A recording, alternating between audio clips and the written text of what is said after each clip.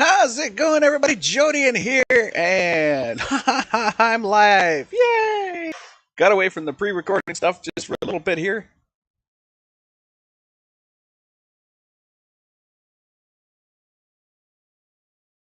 Got away from the pre-recorded stuff here just for a little bit. Wouldn't you know it? This is what happens when you're streaming. This is what happens when you're streaming. It does. I never have this problem with any pre-records, but when I'm streaming, boom, there you go, game crash. So let me get to launching it again. Oh my gosh. Why do you do this to me, computer? This is my computer in a nutshell. Alright. And are you back? Are you back, game? Are you coming back? Are you going to return? There we go. I'm still having an issue trying to figure out how to get my mouse to properly display. I don't actually know why, because I'm actually recording my full screen, and then it crops. Well, it doesn't crop, it kind of resizes the whole screen, which should resize the mouse with the screen. It shouldn't resize them separately, so I don't know why the mouse doesn't line up with where the mouse actually is. Even when this is, I see right now I'm on the sea of career, and you can see on your display, the one that you get to see, it is not there. It's down on multiplayer. So, all right, so we're gonna go back into our save. Look at that, we've played 37 hours and 36 minutes. That is insane. That is absolutely insane. All right, this is my longest series on this channel, I think. Not since I started streaming, but on this channel. I had my old channel, which I believe I had a longer series. I think it was a Minecraft series, and it was much longer than this. It was probably around 100 hours or so. But this is my longest series, I believe, on this channel. I don't think. I don't think I've had a series that was longer than this one. Because the other ones that I've done, the Subnautica series, if I put them together, maybe. If I put the two Subnautica together, then maybe. But I don't, because those are two individual games. Even though one's a continuation of the other, pretty much. But yeah, I think the Subnautica series, I think the one was like 10 hours. The other one was maybe 12 or 13 hours, something like that. But I've never had a series on this channel that has run 36 hours, as this one has. So, thumbs up. Really enjoying this series. I don't know why I'm enjoying this series so much. It's basically, I don't know how to describe it. Farming Simulator hasn't really been my jam. I mean, I like the game, but I haven't liked it this much. Oh, well, that's going to be oh! Hold on. I know what's causing that. And that's also what's causing the... Okay, those are transparencies. I see. I see. So when it dims, it's... Oh, now it's not dimming. When it dims in the recordings, it's trying to do a transparency. Interesting. So, okay, to fix that, all I have to do on my other, when I'm doing my full screen recordings, because it's not dimming anymore, all I have to do on my full screen recordings now, yeah, see, it's not getting dark. I just have to turn off the transparency. That's why it was going darker, because when I turned my view, it was showing there's nothing behind... in my other view setting, or in my other view, there's nothing behind the video, the game video. When I'm just showing the game itself, there's nothing behind that. It's just black. That explains it. I actually had to do a live stream where something's behind the image in order for me to realize what it was actually doing. Okay, so where the hell are we? What are we doing? Oh yeah, this guy's doing rocks. So we'll get him doing rocks again. We just need to turn on our course play. Nearest waypoint, and away you go. Oh, he's almost full. We're going to have to empty him soon. Okay, so we got that going. We have our strawberries going down here. I never really figured out what the strawberries are about. Other than it's growing strawberries. You can see we have 10 liters of strawberries right now. Yeah. And our chickens over here are making eggs as slowly as ever. Although if you look at under eggs, we have 21 pieces of eggs. So I'm guessing we have 21 eggs. That looks a lot more like 21 eggs, but... And then up on the hill, of course, we have our bees. I still want to fix this area up more, because if you recall, this is going to be our farm area, which is taking its sweet bloody time to get made because of all the landscaping that has to be done. I might have thought of something a little better here, perhaps. But yeah. So we have our little chicken farm. We have our strawberries, our water tank, our well, everything right here. This is not our house, by the way, but this is our our cell phone antenna, which we kind of dropped on the front yard, just saying, "Here you go, boom, enjoy." But yeah, it's kind of funny because we own this property, yet we don't own this house. This house is not ours, so they're gonna hate us by the time we're done here. But anyway, yeah, need to get a lot of money because this is going to take. So far, it's taken probably over 100. Like this was all the same kind of slope. It was all like a gentle slope up to the road here. You can see the gentle slope here, the gentle slope here. This was all a gentle slope at one point in time. And what I did was I started at this edge and just leveled back. And we've already used probably over 100,000 on this. Because I've been doing it in batches of like, whenever I get up to 50,000 or whatever, or 60,000, I'll just plow this out, flatten it down. I wish there was a tractor that could do this, so I'm not having to waste money doing this. Like I wish you could do ground deformations by digging. That would be nice. But our ground deformations are all under landscaping here, and as you can see, it costs 10 to level. But what they don't tell you is that's every single point pretty much on the map. That's every point on the map is 10 to level it.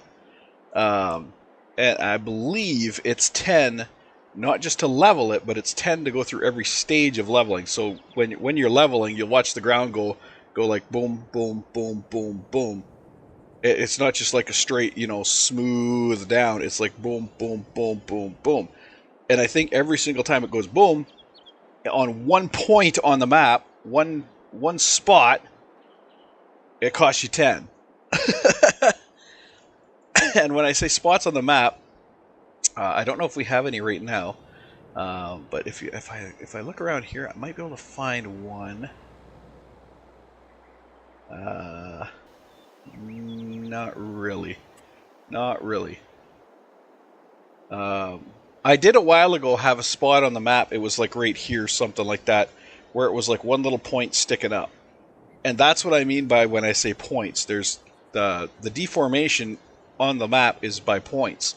So there'll be like a point here, and maybe a point here, and maybe a point up here, and it smooths between those points to make these edges. Over here you can see the points a little more defined. You see there's a point, there'll be a point right there, there'll be a point right here, there'll be a point right here. You can kind of see the triangles coming in because it's so sharp here. It doesn't really have the ability to smooth it out. This spot here, this spot here. So each of those points that you see, like this, like right here, this point here, to move that point one notch, like boom, it probably costs 10. So when I'm leveling this out, I think just this area here, like it originally was here, and just to push this area back here cost me like 50 grand. Just to push that back. It's crazy. It's crazy how much it costs to reshape the land. Like I said, I wish I could do it with the actual machinery. I wish I could like shovel into the landscape and cause it to deform. But that does not appear to be the case. Oh, this is convenient. This is really convenient. All right. Because our offload for our stones is right here. Woo! We got a little loose there. A little bit loose. Doing a little drift. Alright. Back this guy in here. And we will offload our rocks onto our rock pile. Our stone pile. Shift I. Wait. Oh, Control I. Dumpity dump. We must have a lot of rock here. We must have over 1,000 here. Well, actually, I know it's over 1,000. We must have over 10,000 there, 20,000. There's a lot of rock there. All right, let's swing her around. We get back on this line right here. This is the line we should be on. I think we actually stopped somewhere around here. Nearest waypoint, and go. Should just continue on his way around the course. Now, I'm trying to get this field planted before the end of June 5th. We're already on the 3rd, and it's going to be tight. It's going to be tight. Really tight. Because what I don't want is like what we have over there in that backfield. And if you can't see that, we're caught between two states. We're caught between two field states. The first half of the field, well, the first, I'd say 85% of the field was planted, and then we went into the next month, and field states change on the month. So, as you can see, this field here, the green area of this field is 1 month ahead of the remaining. Looks like it's not planted, but it is planted. So it's 1 month ahead of that, which means we have an extra month to wait. After all of this green area out here is ready, we still have a month before that center is going to be ready. And I hate when fields get into that state, because you seem to be waiting that extra 5 days, which is actually a long time. It's about an hour to an hour and a half real time for that month to pass. So yeah, I'm trying my best to get this done, get the rocks done, and get this field planted. I think we're going to do... I was debating whether to do corn in this field. We did get a corn planter. I was debating whether or not to do corn in this field. I believe we don't have a header for corn yet. That could be rented. We do have a combine, so we can rent a header. That should not be much at all, because I think headers are only, what, 20,000, 30,000, something like that, so renting a header should only be like $1,000, if that. We'll put this back down. So yeah, I'm thinking we plant corn up here, because we haven't had a cornfield yet, which means the economy surrounding corn should be all right. We've done wheat quite a bit. We've done what, two fields of wheat, or one field? No, we've done 2 loads of wheat, 1 field of wheat. So wheat will already be in the system. We've done barley. We've done oats. We have soybeans. We have 2 soybean fields, the small ones. We have 2 of those on the go. So those will be there. Down here we have canola. Again, this is our second canola run on that little field. Canola did pretty good. But I think we'll do this field. This was our wheat field. We did wheat the first time in this field, but I think we're going to do corn in this field on this shot.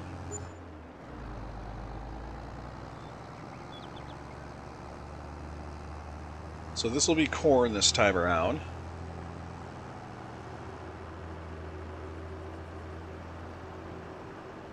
And then over here, oh, and we still have all of our trees here to to deal with. I kind of don't want to start ripping them down though until I can rent a nice machine. Our bees are doing all right. We have almost half a pallet, so that's good. Oh. I just thought I need to check for fertilizer levels. I'm pretty sure we sprayed this field over here twice. This field here we don't need to spray again because it's already at 100%. But this field over here, I feel like we've sprayed it twice already.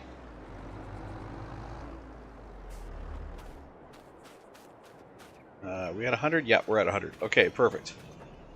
So we got this field double sprayed. The field down there we have to wait until both of the field sections are into the green phase. We have this hill we can mow again. We mowed this hill once and baled it. We can do that again. For those who are just jumping in at this episode, I haven't seen the was it like 20 episodes before this? Right. What I've done in this episode, or in this series, is I started out doing the complete opposite of what I would normally do. Normally I would buy, like, say one of these fields, this 21, 22, 19. Normally I'd buy like one of these fields right close to town, and I'd build off of that one field. And I'd plant it, harvest it, you know, whatever, and then buy the field next to it, and I'd expand out that way. In this game, which is probably why I'm finding this game much more interesting, I bought this section of land down here. This giant section right here that goes all through here. It's a weird shaped section. It is section 9 on the Erlengrad map. I bought this, and then I made these fields. I made these 5 fields by plowing them out. I probably could have made smaller, well, I probably could have made less fields, but bigger fields, like 9.5 and 9.3, you can see those could be joined easily. 9.1 and 9.4 could be joined easily, just by closing this gap here. But I wanted the smaller fields. I wanted a couple of big fields, which I have here on 9.2, 9.3. 9.1 is kind of a medium field. 9.2 is definitely a big field. It's about the same size as, you know, it'd be about the same size as maybe 15, or even 20. So it's kind of a bigger field. 9.3 is right on the borderline, I would say, of a big field. It's medium to big. 9.1 is a medium field, and then I have 2 small fields. And the way I set that up is because I wanted to be able to maximize my crop yields by saying, you know, I want 1 crop here, 1 crop here, 1 crop here, 1 crop here, 1 crop here. Or I could double up like I did here. These are both soybean right now. So if I want a bigger crop gain, I have 2 fields that are, you know, and it takes less time to prepare these smaller fields. So I could get a faster turnaround on them. Whereas a big field like 9.2, this is going to take a while to, you know, re-prepare it. Or even when I had like field 21 or field 20 or field 19, they would take a while to prepare after the first harvest. After you harvest, you'd be sitting there going, okay, well now I got to do this, that, this, that, this, that. Because there's about 5 things you got to do to a field before it's ready to go for the next planting. Or I should say next harvest. So you have to, occasionally you got to put down lime. Then you got to spray the field. Then you got to cultivate the field. Then you have to rock collect off the field, which is what I'm doing over here. Then once you've rock collected the field, now you can plant. It's 5 things. And then you wait for the harvest. So there's 5 things you have to do before you can harvest on a field. So it takes time. It takes time to prep a field for your next harvest. And if you want to look at it the other way, it's still 5 things, because you have harvest. Then you have, like, if you want to look at it from a planting perspective, it's 5 stages before you can plant, because you got to harvest. then you gotta lime, then you gotta spray, cultivate, plant. So there's your 5 stages before you can harvest again. And of course, growing is in there too, and growing takes a while. It takes 3-4 months to grow. That's why we have the tree farm, to give us something to do between growing seasons. But to be honest, I think the fields, now that the fields are producing, I think they're going to keep us busy. Because this field here is getting ready to be done with that. This field over here is planted. We're going to have the 2 soybean fields ready probably in maybe 2 months. So once we get that field up there planted, we're probably going to be going almost straight into the soybean harvesting. So yeah. And that's another perk of keeping the fields, different crops, different fields, instead of one big field, is that there's no one massive harvest. It's harvest, start that field, then the next field's ready for harvest, do that, get that field prepped, next field's ready for harvest. You know, it's bam, bam, bam, bam, bam, instead of everything being ready all at once and you're just sitting there going, okay, well now I'm wasting time because I'm harvesting one field, the other field's just sitting there already grown. So you don't want to be wasting time like that. You want to be bam, bam, bam, bam, bam, going through your fields. So always a good idea to have multiple fields. Always a good idea to mixing up your crops, because some crops take longer than others.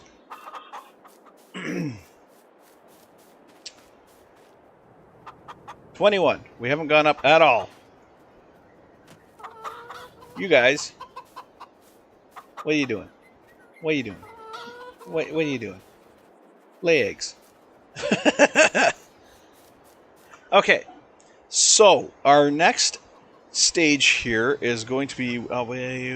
oh, I forgot bale harvesting. I forgot baling.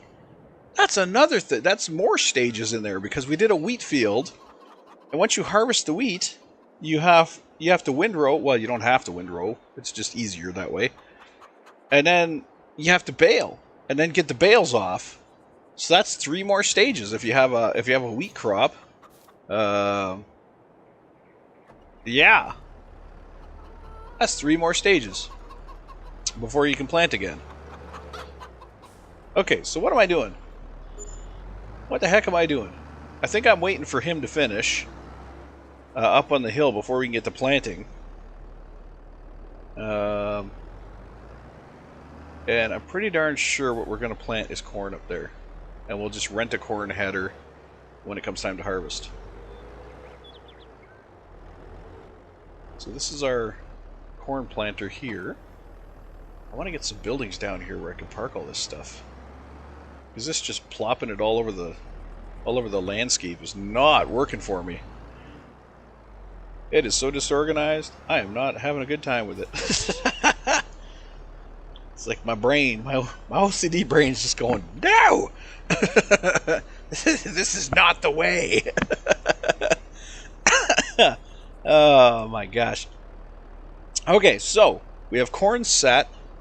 I'm going to take this guy up the hill and just kind of park him, I guess. I can't do anything with him until the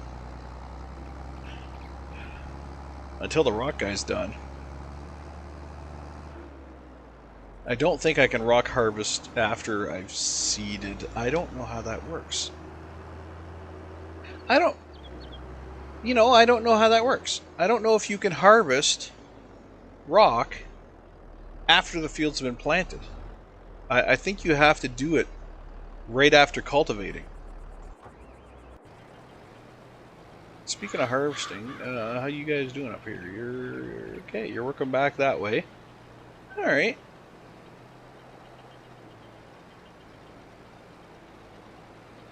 And you're, yeah. Okay. Yeah, I'm fine with this. And this is my lightweight tractor. This is my small guy. He's got the weight on the front to give him a little bit more front end heaviness. So he's not. You can see his front wheels just spinning just a tiny bit. They're a little bit loose. So what we'll do is we'll wait for this guy to finish. I don't want to start planting because they might run into each other. I really don't want that to happen. So we will have this guy wait. Well, that guy. We'll have that guy wait for this guy to finish. Now, when I'm talking about course play, though, if I load up, because these guys are this guy's the same width as the other one. I do believe, if I'm not mistaken, he's the same width as the other one. So if I just load up field, what is this, 9.2, and load up our seeder, our green seeder. If I load him up, that didn't work. Oh, because I did it wrong. I did it wrong. I do like that the game saves every time you go to the menu. Sometimes it can be a pain in the butt, but for the most part, I kind of like that. Okay, green cedar. There we go. So this should be... This course should work for this planter because it's the same width as the other planter. And it's the same design. It's attached to the back of the tractor and whatnot. So this should work. Wow, why are you at 42? We don't need you at 42. Bring you down. Bring you down! Because the problem with this guy is I don't know which way he's going to start on that. Well, you know what? It looks like his stop sign is over there. So his headland start is going to be on that same side way over there. Or not the headlands, the straight back and forth. It's going to be on that far side over there, which means he should technically be okay to start while the other guy's still going. Technically, because I want to get this entire field planted before the 5th. Oh, this could be a bad idea. Okay, you know what? Let's go. This could be a very bad idea, but let's go.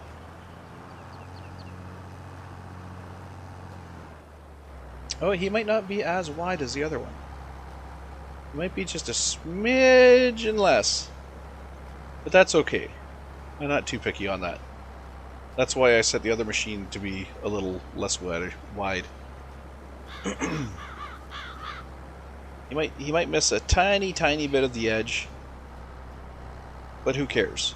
As long as it doesn't leave lines in the middle of the field. The edge of the field is fine. Oh! The cultivator also made the edge of this field a little wider than it was. I remember that. When we ran the cultivator around this field the second time, it had somehow, or some reason, made the field a little bit wider.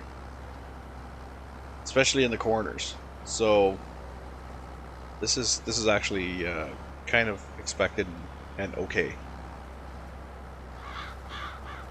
Alright, so we got one tractor doing the rock collecting, we got one tractor doing planting. Hopefully they won't run into each other at any point. If they do, I guess we'll have to figure that out when it happens. As you see the swings that this guy does out into the headlands. So hopefully they don't run into each other. And if they do, hopefully they can figure it out.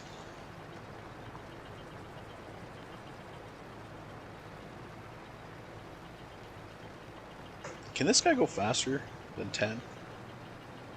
Oh, you can. Why do I have you doing 10 then? Get the lickety-split going. I'm going to stop him at this top end.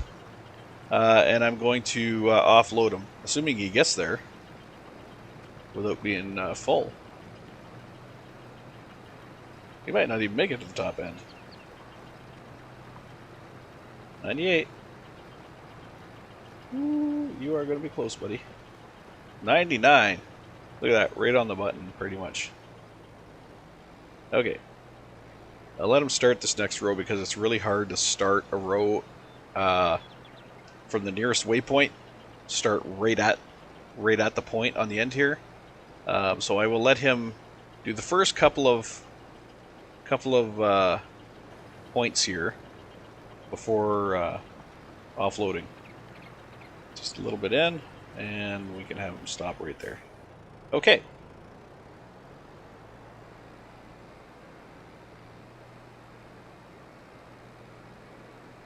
The best part is, if we tear ass over to our pile here, it should leave a nice little trail for us to get back to exactly where we need to be.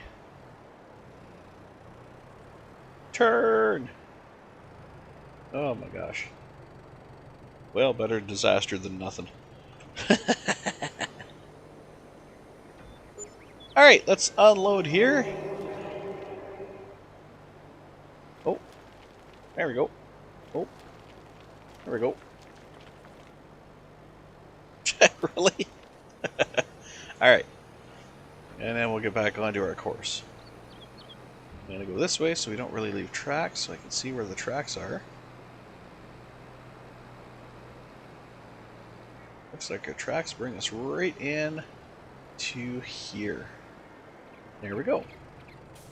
Alright, so nearest waypoint, go, and he should just continue right from here. Perfect.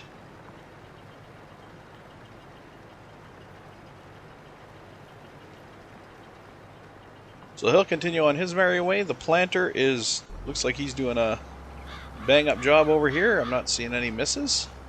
Although he just did start the second line, but it looks like he's doing enough of an overlap that you're not gonna miss anything.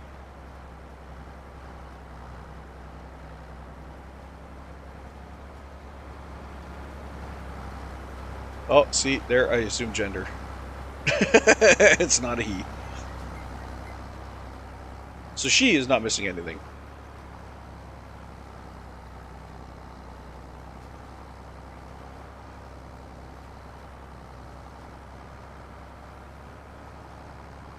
And if you say I'm still assuming gender...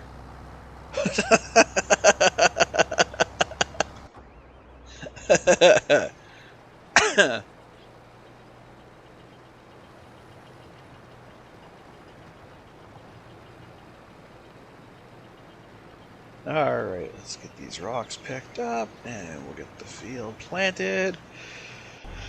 And then after planting, we have to do... I don't think we do a spraying right after planting. I think we gotta wait until the first... Hold on. What are we at here? Fertilized, 50% fertilized. Okay, so we gotta wait for the first landscape change. Oh, this is 99. Wait, what? 100. What?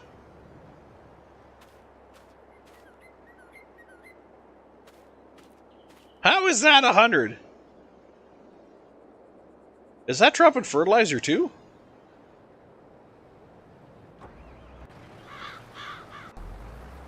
Oh, you do have a fertilizer slot. Oh. So this guy is likely fertilizing at the same time he's planting. So I'm getting 100% fertilized. I'm not going to have to do another spray. He's going to be good. This field will be good. Assuming it gets planted by the end of June, which is 2 more days.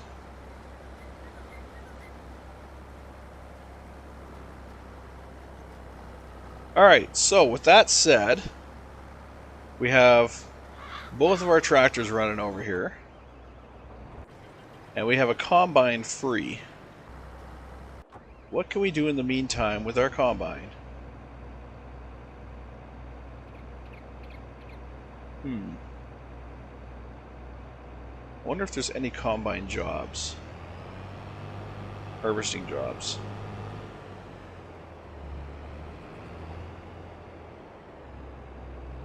That don't have to do with damn potatoes.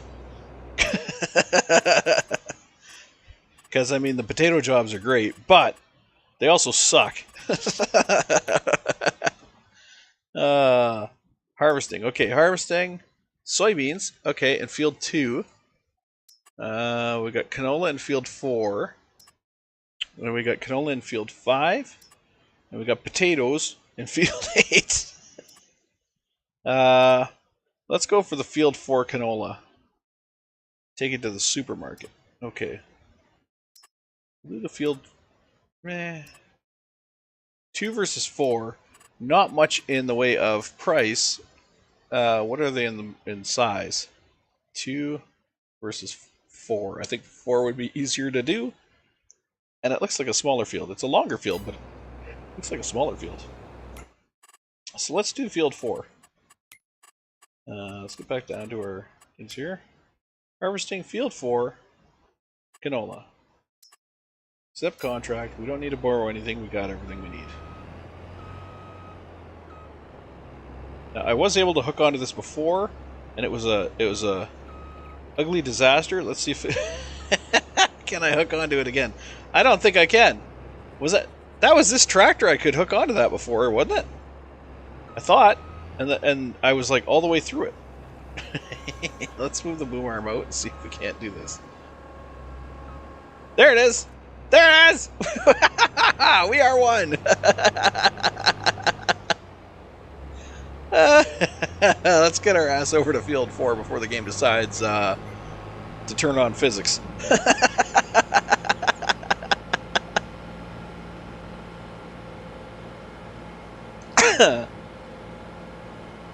We're off to see the wizard.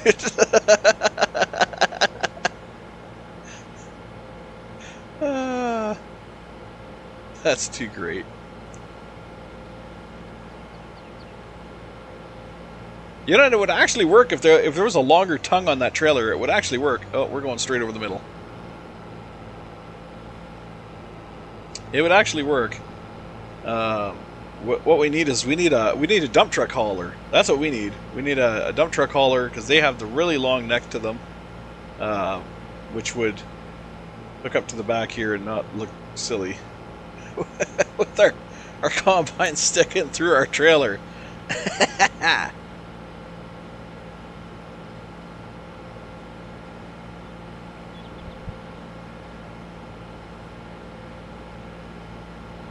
Alright, so we're getting the canola on field number 4, which is going to be the one that comes onto this road.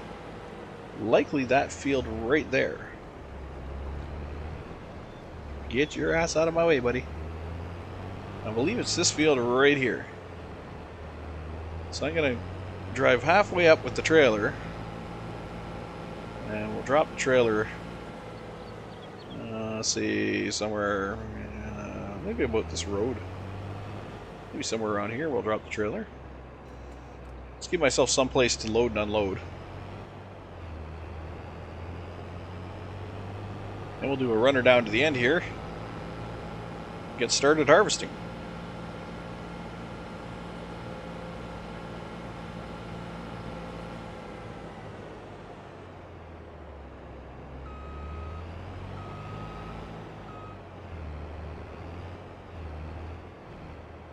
Does it say anything about baling? I don't think it said anything about baling. I think it just said to harvest. Where's my contracts?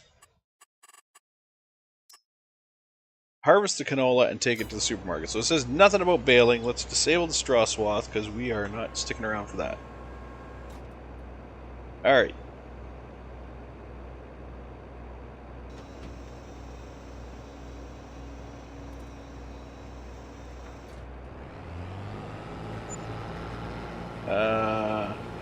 Sure. We'll get her done here.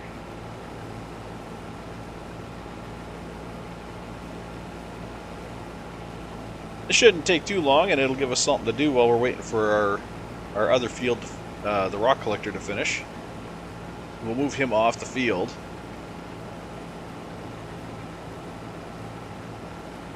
And once he's off the field, then we can continue on with the planter.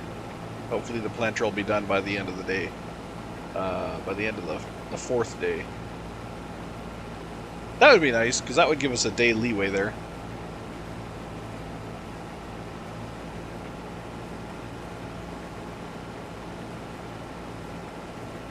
Looks like we might have to dump every 3 rows, maybe. Maybe 2 rows. Maybe 2 rows.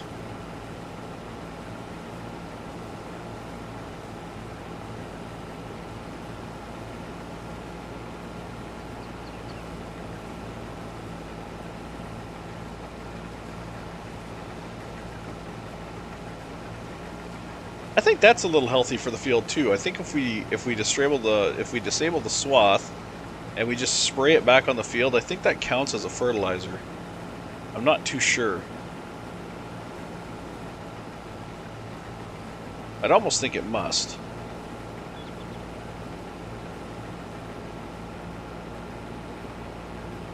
Finish your spraying. Finish your spraying. There we go. Okay, what I'm going to do is I'm going to do a couple of runs across this bottom section, just so we don't have to keep driving into traffic.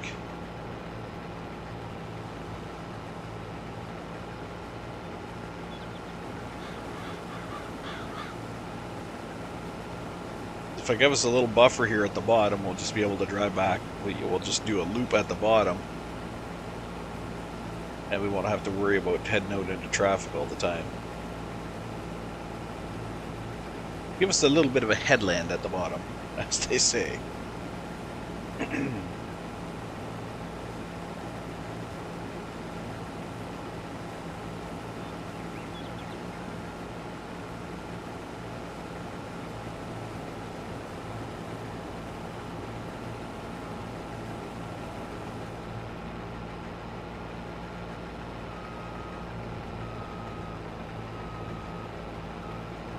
Driving over that guy's sunflowers. That's not very neighborly, is it? Not very neighborly at all.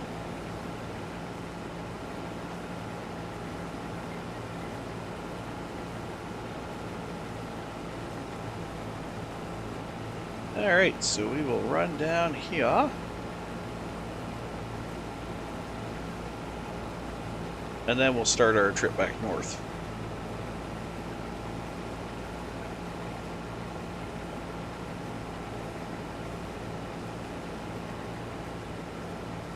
I find it kind of interesting how long the straw swath keeps going once you've finished collecting. Like it keeps going for a while.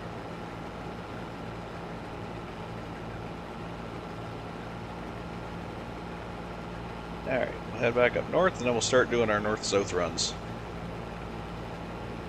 I should say we continue doing our north-south runs. We've already started them.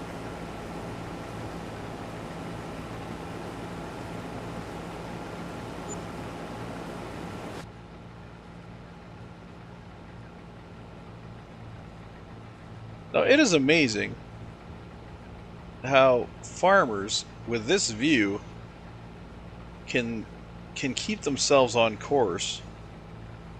Because I can't really tell what in fact, I'm missing. Look at that, I'm missing. I totally missed. I went right off track there. I have no idea how farmers can see that view and tell where they are on the field. That's absolutely freaking amazing to me. I guess that's where the talent comes in, eh? I need my view to be like this so I can see down the side of the combine to know where I'm at.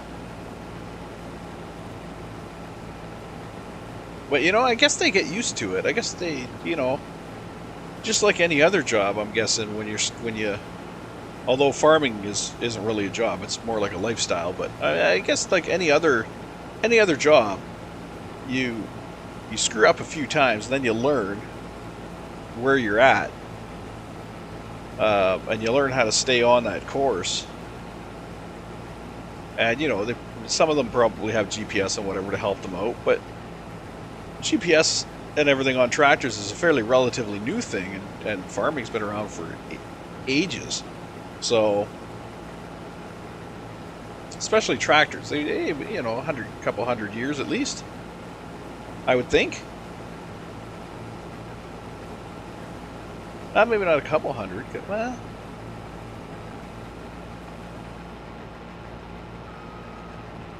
But still, yeah, it's got to be. I mean, farmers are such a special breed.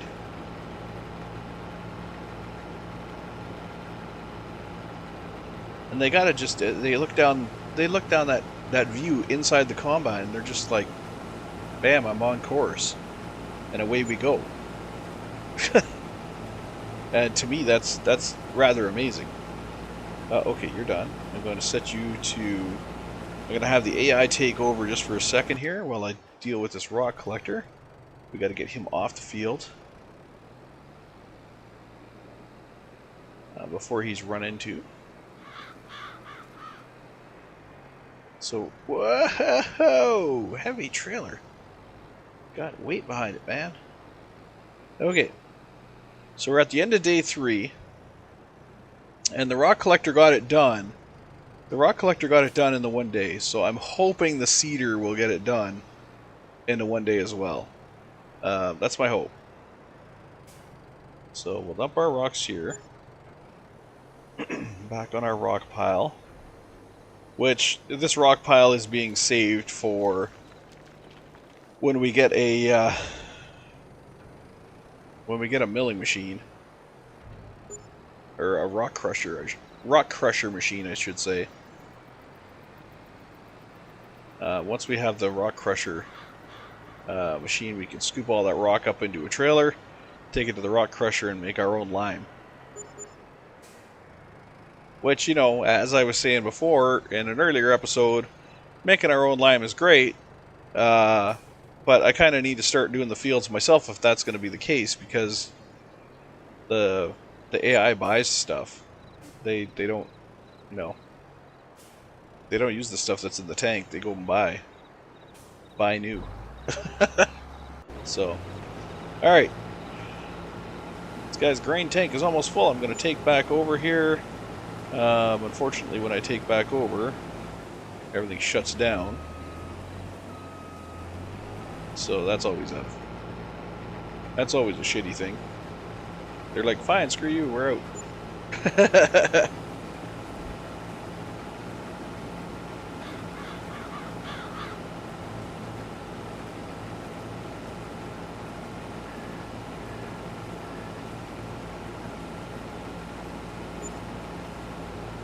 I like the red light on the end of the combine arm, so you can see where it is. That's a nice addition. I don't believe they had that in the earlier one. They've had that on tractors for a while now, but I don't think they had that in the game on the last one. I don't think that was on Farming Simulator, was it 19? And they're actually coming out with a 25 now, which I'm really hoping is going to be on Game Pass, which is what I'm playing this on.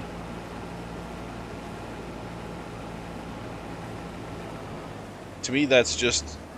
I was never a one for anything like that. I mean, I played Xbox games. I grew up... I didn't have an Xbox growing up, but I got them later on in my adult years. I've never been, unless you go back to early Nintendo days, I've never really been a console gamer. I had a Nintendo, well, my brother and I had a Nintendo. We had a Super Nintendo, and I loved them. But when the Xbox came out, I was extremely late to the party on it with it when Xbox came out. The only reason I got an Xbox was because somebody gave it to me. They gave me their Xbox when they upgraded to a 360. And immediately I hacked it, because that's what tech nerds do. I hacked my Xbox. You know, that was great. Because you can do so much with the hacked Xbox. You can watch shows, you can watch movies, you can play music, you can, you know, do all kinds of stuff with it. So I called it the Hackbox, the Hacksbox.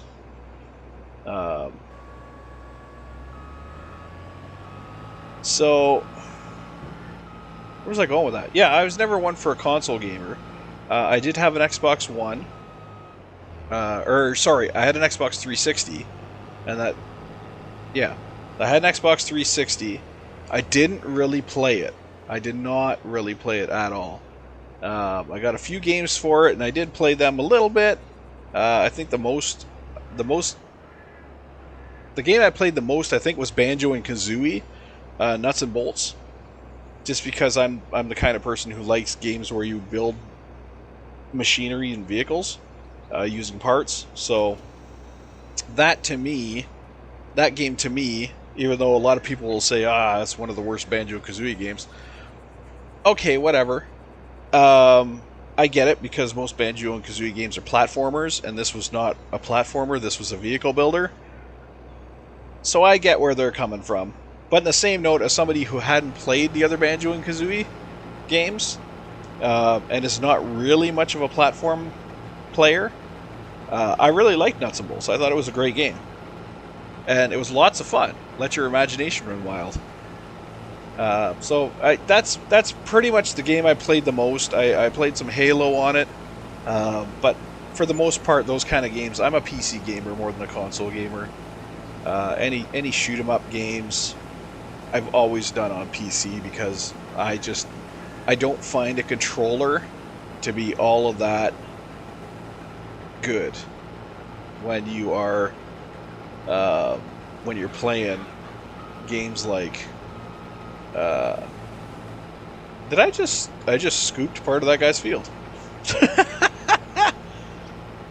When you're playing games like first-person shooters like Halo and Call of Duty and all that stuff, I really do not find any precision whatsoever in a controller.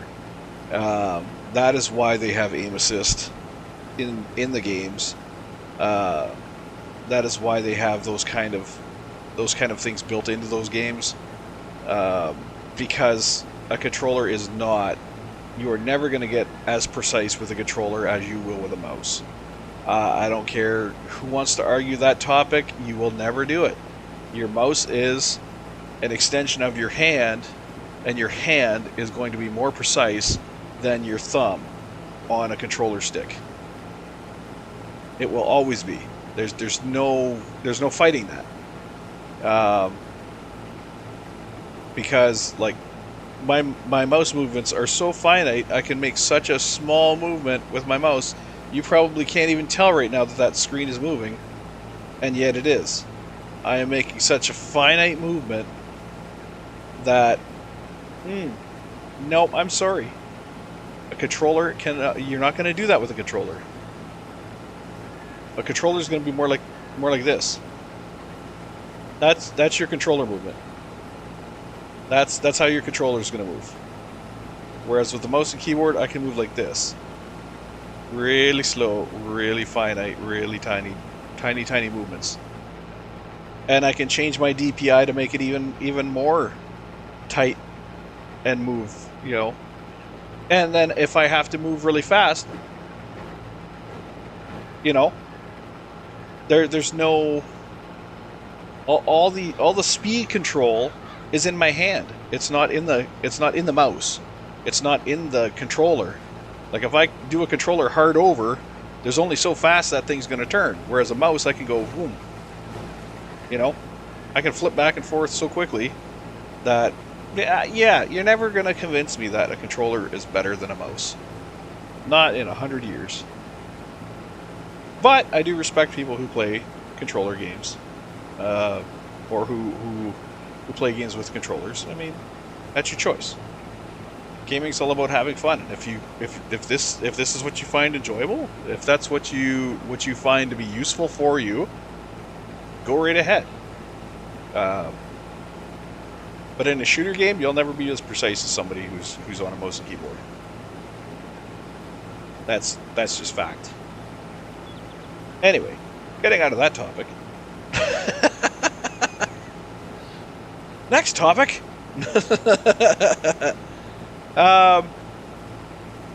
Yeah. Where was I going with that topic? I didn't even know where I was going with that topic. This is what the brain of somebody who has ADHD is just. It's absolute chaos, and sometimes I wonder if viewers come to watch the chaos happen. They're just like, we're gonna do a study of this guy today. We're just gonna watch his gaming videos. This is a study of how the spastic ADHD brain works. It's not pretty, is it? It's not. It's not. Hopefully, though, later today I'm gonna get my fiance all set up. She has her own streaming channel, which she wants to get into as well. We're going to be doing a combined channel along with my brother.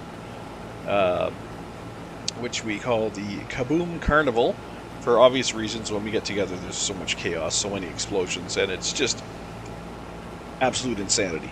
So we decided that we should start recording the insanity to share with all.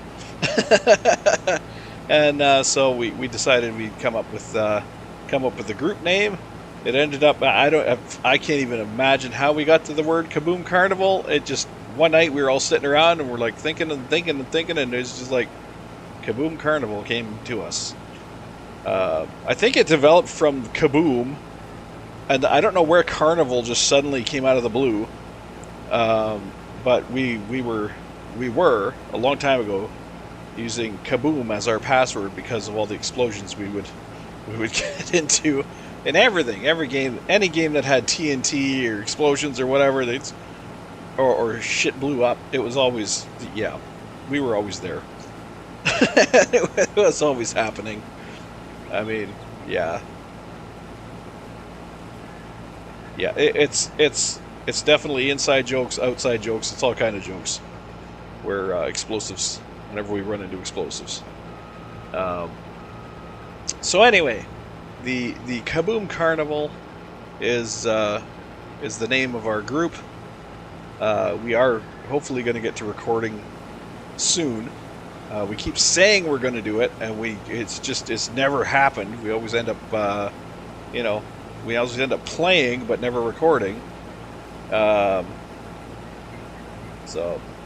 I end up doing recordings on my channel because I'm kind of like, I need to record something. But I'm gonna work on getting my fiance set up later today. Unfortunately, she is in the States. She lives in the States, and she is 5 hours away from me by car up the highway. So I can't physically go there and get her set up today. But we're gonna try, through Discord and whatnot, see if we can get each other, or see if I can get her system all set up, see if I can get her channel going, and so she can do some recordings.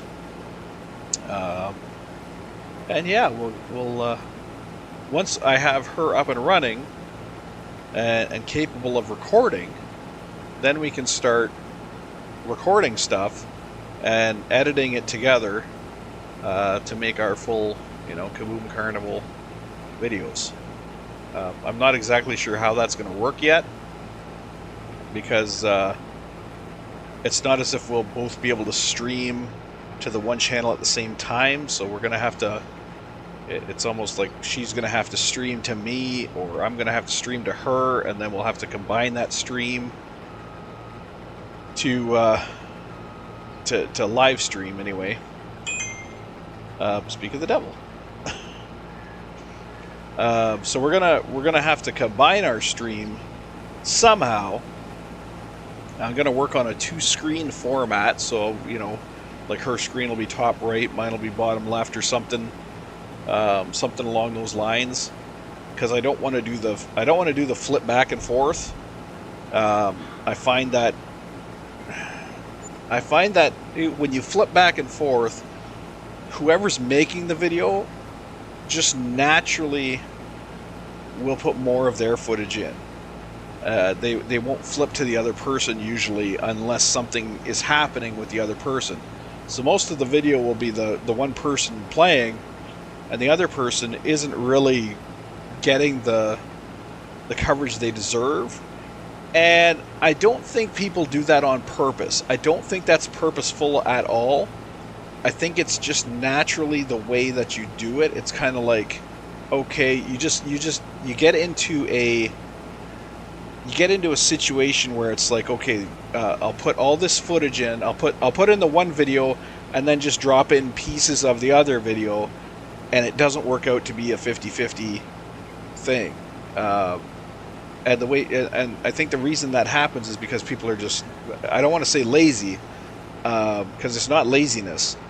It's, you're trying to get the job done, and in the process of trying to get the job done, you're taking shortcuts to get it done faster, and the shortest shortcut is to pop in one video and then cut the other video into it, and by doing that, you're obviously gonna cut less than is already there. It just happens that way. So I really don't want to do that. I would rather find a way to display both full videos at the same time, so the viewer can decide who they want to watch. Like if you want to watch over here or you want to watch over here, you know, that kind of thing. And then it also goes into multiple viewings. So, you know, you could sit there and maybe one time through or one playthrough, you can watch the one game, and then the other playthrough you can watch the other game, or vice versa. Or even you can go, oh, something happened and I missed it. Rewind, watch the other screen. You know, there's all different kinds of things that the viewer has the freedom to do if you provide both videos full length. And I think that's the best way to do it. It's not as clean as editing back and forth. It's not as clean, but it does give the viewer more options, and that's kind of what it's all about, giving the viewer the option to enjoy their viewing experience. So that's basically where it's at. I'm working on a way to provide both video formats. It's not gonna be easy, because basically you have two 720p videos that you have to get on the same screen. And I go 720p because I just, you know what, there's only so much of a format you actually need on YouTube. And I'm sorry for those people running 5K screens and watching it on their big-ass wall TVs and all that stuff. You know what? Not everybody has those. And I'm not going to crush video up to, you know, 4K just to satisfy the few viewers that are watching on giant 5K screens. It's just not there. So YouTube has a really nice 780p format. It's still considered high resolution, and that's where I like to be. I don't even like the 1080p, because I think the 1080p, if you're watching on a mobile device or whatever, it's just it's not there. It's too much. Whoops. So I find 780p is the best resolution to satisfy all devices. It's going to be a little blurry on your 5K screen. Whatever. It's going to be a little bit too detailed for your cell phone. Whatever, but you know what? For the majority of people who are watching on computer, that's what it's going to be. That's where it's going to be at. And tablets. People watch computers. People watch on tablets, and that seems to be where it's at. It's a 780p display or video is going to be the best format to satisfy everybody all at once. And so that's what I do.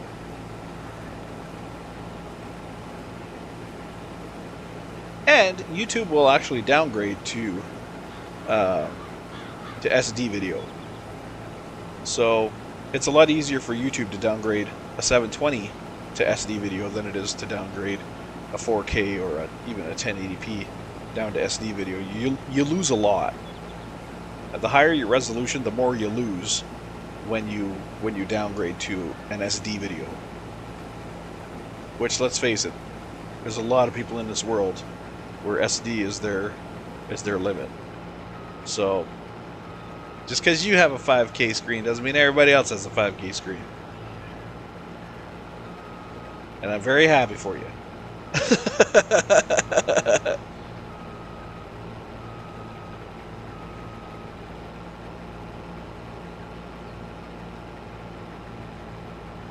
I actually think my TV, I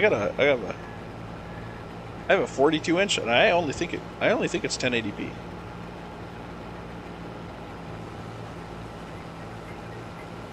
Even though it's a 42, like everybody used to measure in inches, didn't care what resolution it was, and it was inches. I have a 52 inch TV, I have a 62 inch TV, I have a 75 inch TV, whatever. It was like a dick measuring contest. And then all of a sudden, something happened And it changed. It changed. The competition was no longer how big your screen was. The competition started to be how much resolution you have. Oh, I got 720. Oh, I got 1080. Oh, I got a 2K screen. I got a 4K screen. I got a 5K screen. Nobody cares. Nobody cares. People don't walk into my house, look at my TV, and go, "Oh, you don't have a 4K screen." Nobody cares. You are the owner is the only one who absolutely cares what K their screen is and what size their screen is. Does it display a picture? Yes. That's all your guests give a shit about. That's it. That's it. Is there a picture on the screen? Yes. Can I see it? Yes. Solved. Problem solved. Nobody cares what your display resolution is. When they sit there and go, "Oh, your screen is so crisp," they're stroking their ego. They don't actually give a shit. They don't.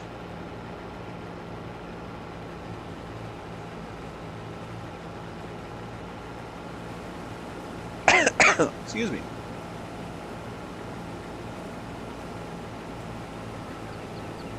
Hell, my work has 4K screens. I work at a dealership. They have 4K screens on the wall just to show their advertisements. It's like, who are you trying to impress? Who cares? Nobody cares. You could have got the same thing done with a $1.99 Walmart special. And it would have looked just as good on the wall. The picture would have just looked as good, because, you know, your eyes can really only see so much detail. The point, the pixels get so small that your eyes can't tell the difference, whether it's 1 pixel or 5 pixels. It doesn't matter anymore. It could be 1 pixel and not 5 pixels. It doesn't matter.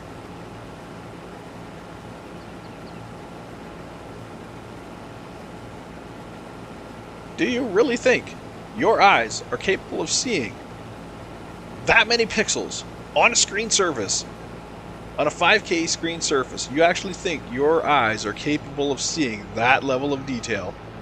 I got news for you. They aren't. In fact, your eyes usually don't see as much detail as you think they see, because your brain fills in most of the details that your eyes see. Your brain is designed to do that. That is how your brain works. So I'm sorry if you ran out and bought the latest, 5K screen, 6K screen. If they got 6K now, I don't know. Sorry if you actually fell for it. Went out and bought those screens thinking that your picture's going to be so much more crisp and so much more clean. No, that's all in your head. That's all in your head.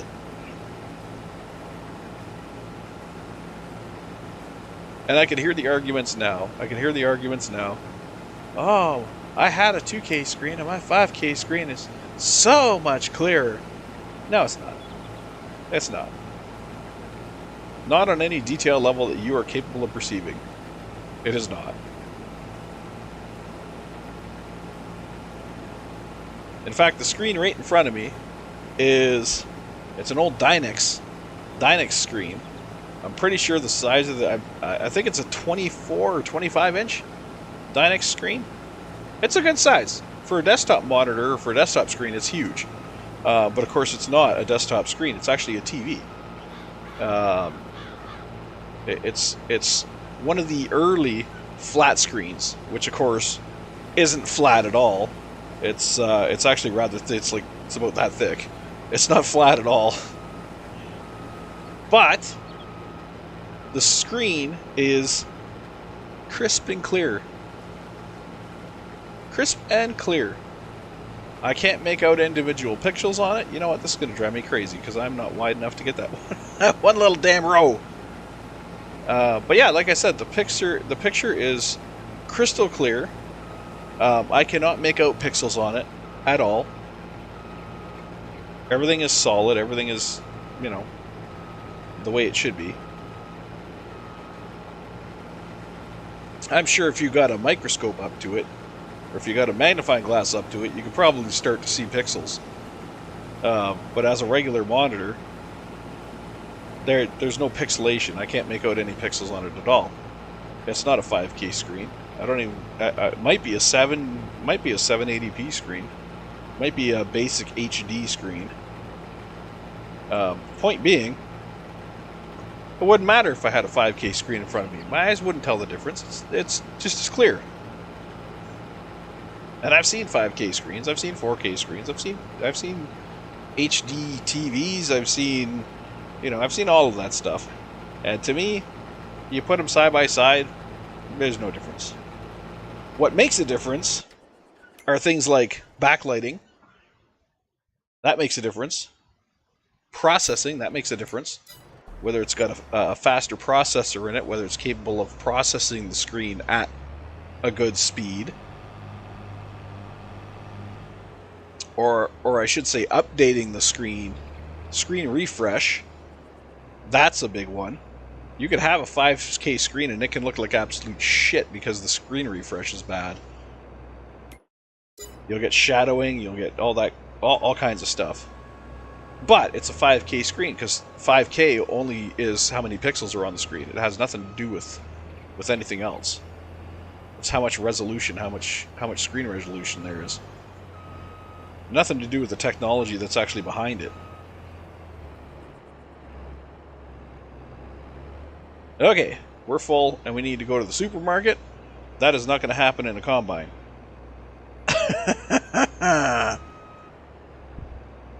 That is not going to happen in a combine. Well...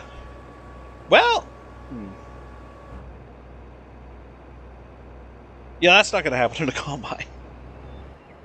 The combine is... Okay, I'm going to leave this out. I'm going to switch over to a tractor and get this guy offloaded. Oh, we're taking the little guy. That's fine. Our little guy's almost got as much power as our medium guy.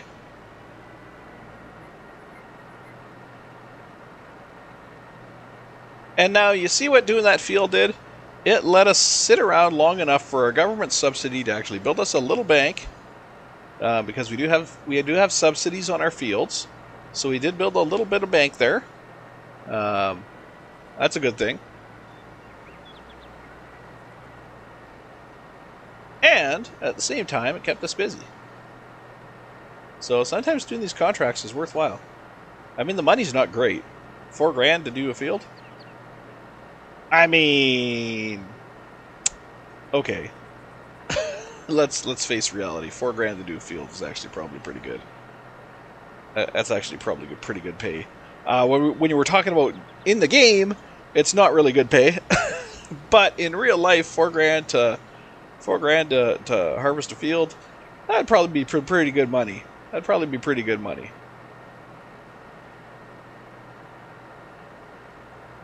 So I guess beggars can't be choosers at this point.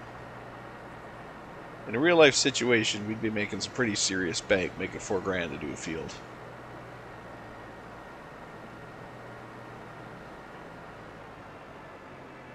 Especially with equipment we already own. I mean, what are we really doing? Wasting a little bit of fuel, some maintenance.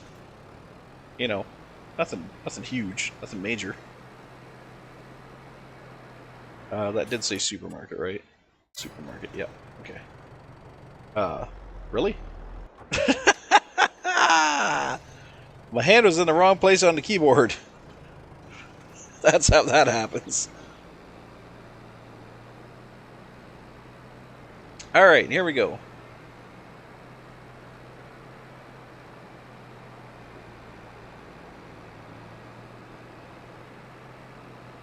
So, there is another game I want to get into.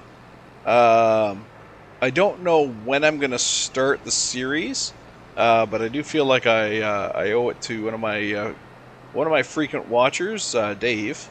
Everybody knows him by Dave. I kind of owe it to him. He got me the game Planet Crafter not too long ago, and I told him I'd do a series on it. I started the series, and it was only about 3 episodes in when I kind of lost my care for it, lost my affection for it. It wasn't really the game that I didn't like. It was basically, it seemed like the content of the game was lacking. Your entire goal is to, of course, it's Planet Crafter. Your entire goal is to make a planet habitable. An inhospitable planet, make it habitable. And you do that by raising the pressure of the planet,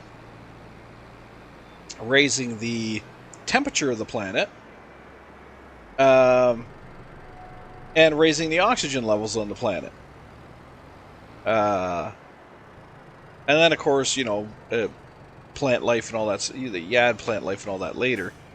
But really, those are the three main things that you start with. And what I found was it almost seemed like the game would put you into a loop. Whereas, once you get a few pressure things, once you get a few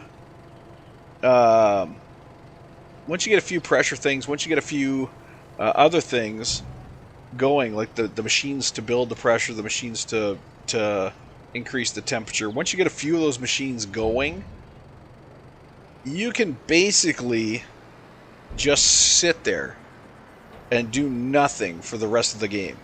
You can just sit there, and it will very, very slowly tick off, tick off, tick off, tick off, and eventually you'll have the planet.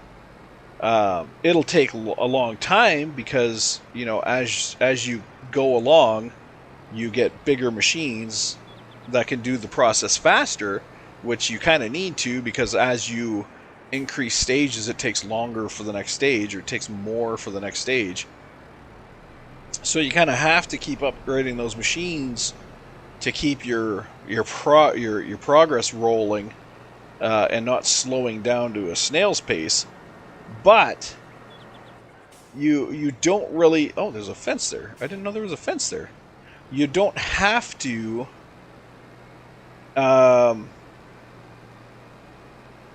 you don't have to keep that process going at a full pace. You can slow it down, and you can let it slow down. You can basically put down one heater, one drill, one solar, but well, not one solar panel. You might need a couple of solar panels, just to power everything, and one plant. And in doing so, just let the game run for however long, a week, a month, however long it takes, and the game will basically win itself at that point.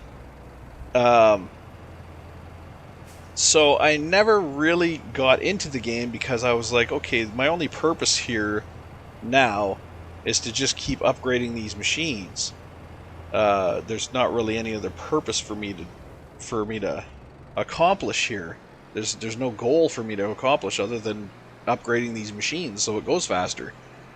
But with recent additions that have come out, recent updates, shall we say, it seems like there's a lot more to the game now. There's exploration, there's things to find, there's possibly story aspects that you can learn about others who have come along the way and were unsuccessful in what you were attempting to do.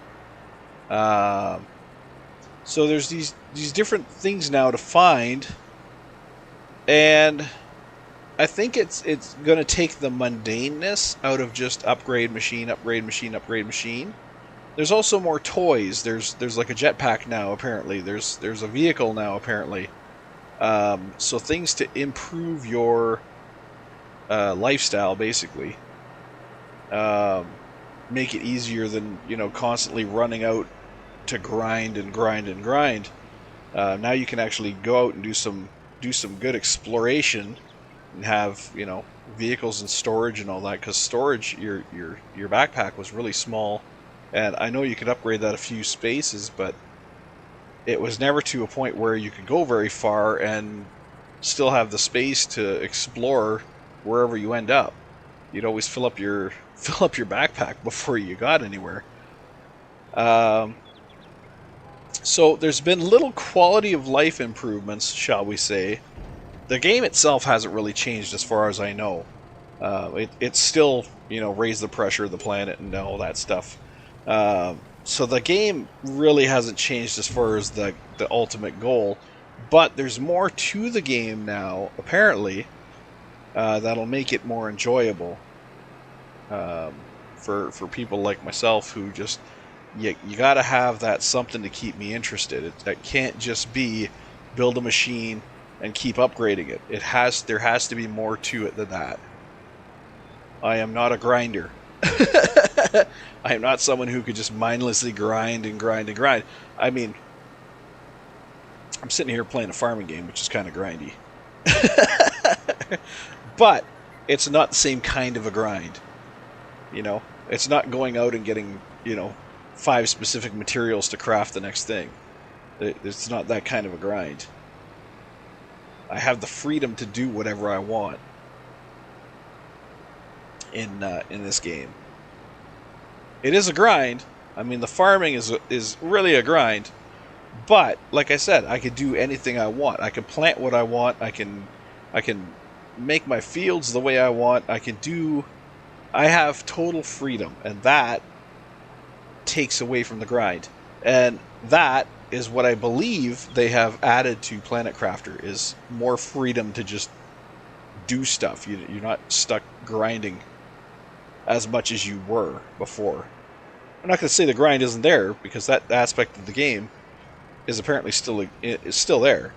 That is the base point of the game, is to raise the pressure and raise the oxygen and raise the temperature, that kind of stuff. So that grind is still there, but there's more to it now, so it's not as boring as it was before. So I think I'm going to do a Planet Crafter series once this one is kind of run its course. Once this game has kind of run its course and we're tired of it. I'm not right now, though. I'm still enjoying this game. And I won't be tired of it for quite a while, because I want to get that farm done. I want to get that farm built. I want to have all my buildings with my nice tractors in it. I want to have... I have not set myself an end goal yet for this game. I think the end goal of this game is going to be probably to have all the equipment I want. All the equipment I want, so I'm not going to have any more equipment to buy.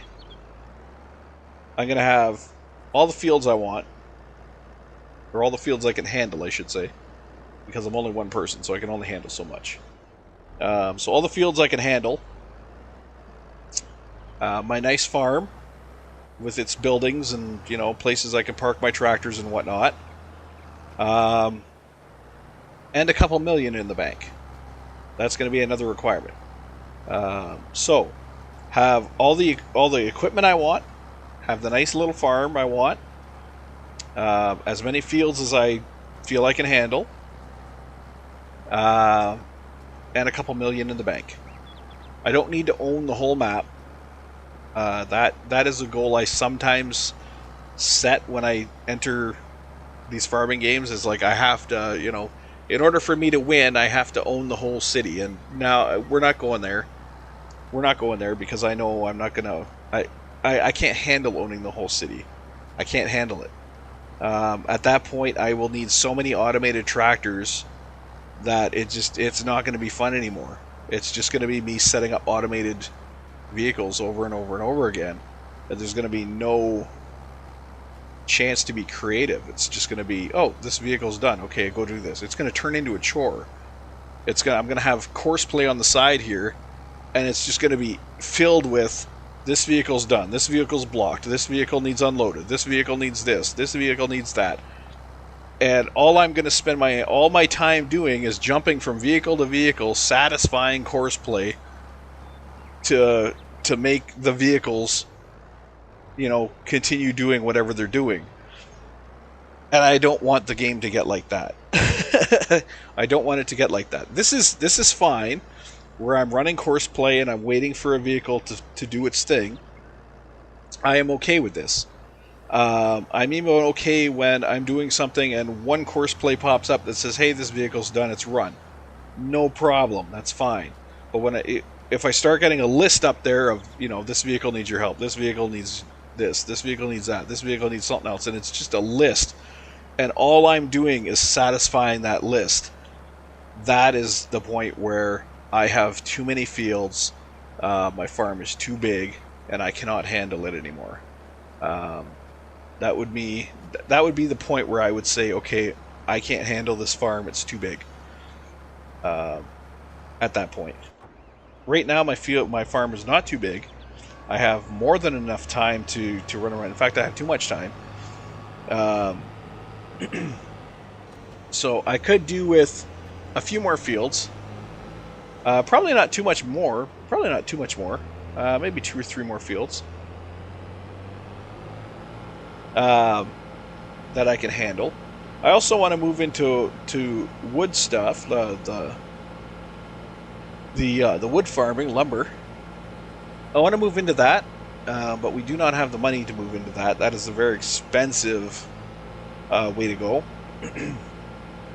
In fact, if I wanted to get into that early, I would have had to buy the equipment at the start of the game, because we're talking the tree picker alone, the tree grabber, whatever, grabber, cutter, measurer. Uh, that alone is, I think it was 400,000, something like that. It is not cheap. It is not cheap at all. It costs like 2-3 times more than this combine. Now, if I could get one on sale, if one would pop up in the sale area for like 60-70% off, I would probably do whatever I could to get it, whether it's take out $100,000 bank loan or whatever whatever I got to do to get it. Sell some vehicles. I don't know, because you'll make that money back. In forestry, is a pretty darn good paying profession in this game. The only problem is trees take longer than fields. Well, they can. I have fixed that problem with the tree mod. Trees don't take as long as they normally would, just because this is a video game. It's not. We don't need trees taking 3 years of in-game time. We have 3 years of real time to grow. So I have sped that up by a respectable margin. But still, if I had the tree equipment, I'd have a forest right here that I could chop down and make some money off of. But I do not have the tree equipment. I do not have the money to rent it. Like I said, it is some expensive shit. This would be the machine right here we'd be talking about. 470,000. And I don't even know if we could afford to rent that. Excuse me. I don't even know if we could afford to rent that. There's a 435,000 one, but as you can see, the tree diameter drops. We have 80 centimeter, 71 centimeters, so there is a difference there. There's quite a big difference there when it comes to trees. So, this is the guy we want. And that's not even the price, because there's customizations that have to be done to this guy too. The wheels are no good. We have to go with tracks. So that'll add probably another, I think, 8,000. I want to say 8,000. Yeah. So we're looking at 480,000 roughly, probably, for this guy. But if we can get something on sale, oh, our stone picker's on sale. Our big stone picker trailer's on sale. Dang. Dang. This guy we could fill for weeks. Dang. Because I think our existing stone picker, that's 26 thou. Our existing stone picker is, where are you? There you are. Wait. Wait. I could sell this and make money by buying the bigger one?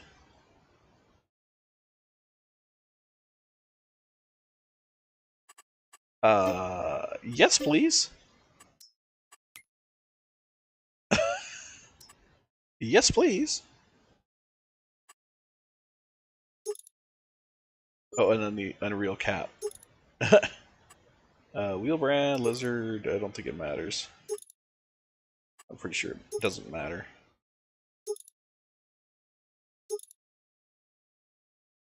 Oh, crawler tracks.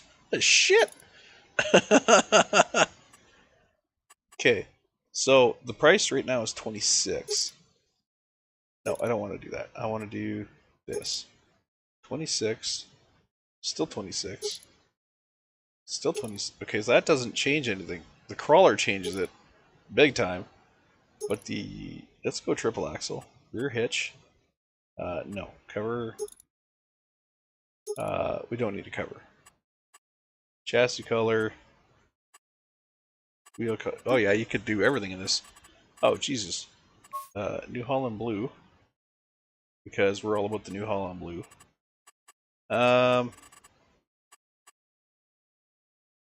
Spiked roller color? We can change the color of the roller?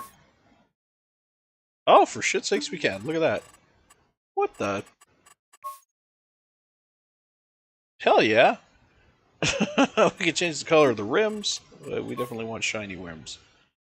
Beauty. And we can change the color of the trailer itself, too. The tipper... Wait, we can change the color of the wheels?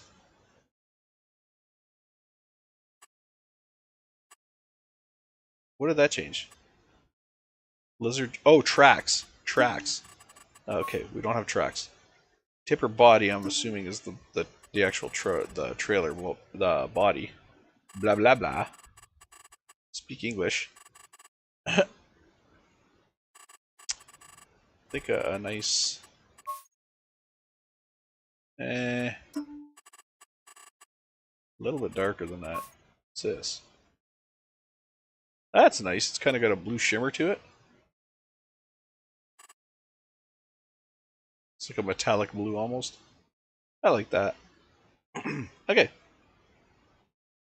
I'm good with this. 30. Wait, what's costing us money? The tipper, the color of the tipper? Okay, we won't, 28. Oh, all the free here. Fine. Be that way. You want us to be mundane. Jerk. You go New Holland on the friggin' rollers then. And kiss my ass. Where's New Holland? Oh, down here. There you are. Go New Holland on the rollers then, they can kiss my ass. I'm getting my New Holland color in there somehow. But still, we're still under the price of...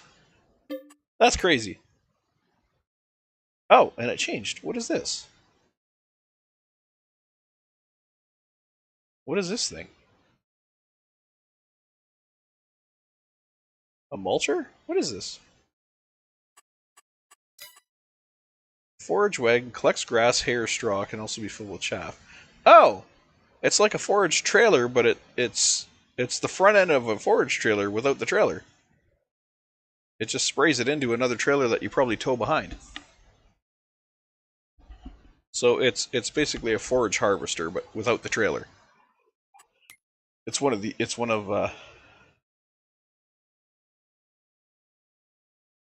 these guys. Forage wagon. It's got the forager part, but it sprays into a trailer that you tow behind it. Which, I mean, it's kind of interesting. Looks like we'll have this whole field done by the end of June. Thankfully, that's a good thing. Let's go get our big ass rock trailer. This thing is freaking huge.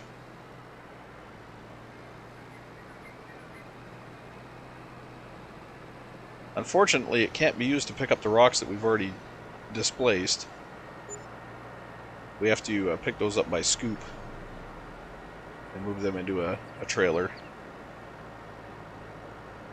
They need scooped up.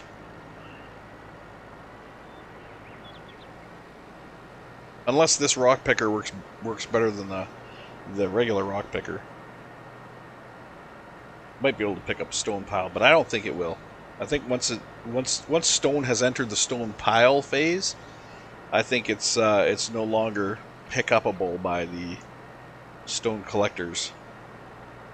It's just too much damn stone. But this stone collector here is going to make our life a hell of a lot easier on these big fields. We'll have to redo our course play, but that's fine. Because this thing's a monster. Whoa. This thing is an absolute monster with a massive reach.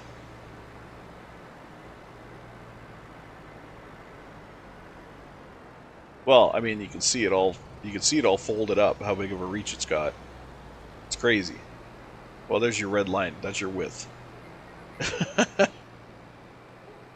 The only problem with this thing is it also does everything in a V shape. It's a giant V, but it does it in a V shape, which means corners are not its friend. In fact, it does not do well on corners at all. It misses so much when it goes around a corner. So this guy, when we do fields, we're probably going to have to program it to do a back and forth instead of a headland. Because I think on headland it's going to miss a lot. And I'll show you what I mean. I'll just pull out here onto this field. I'll show you what I mean. Watch how big this thing unfolds to.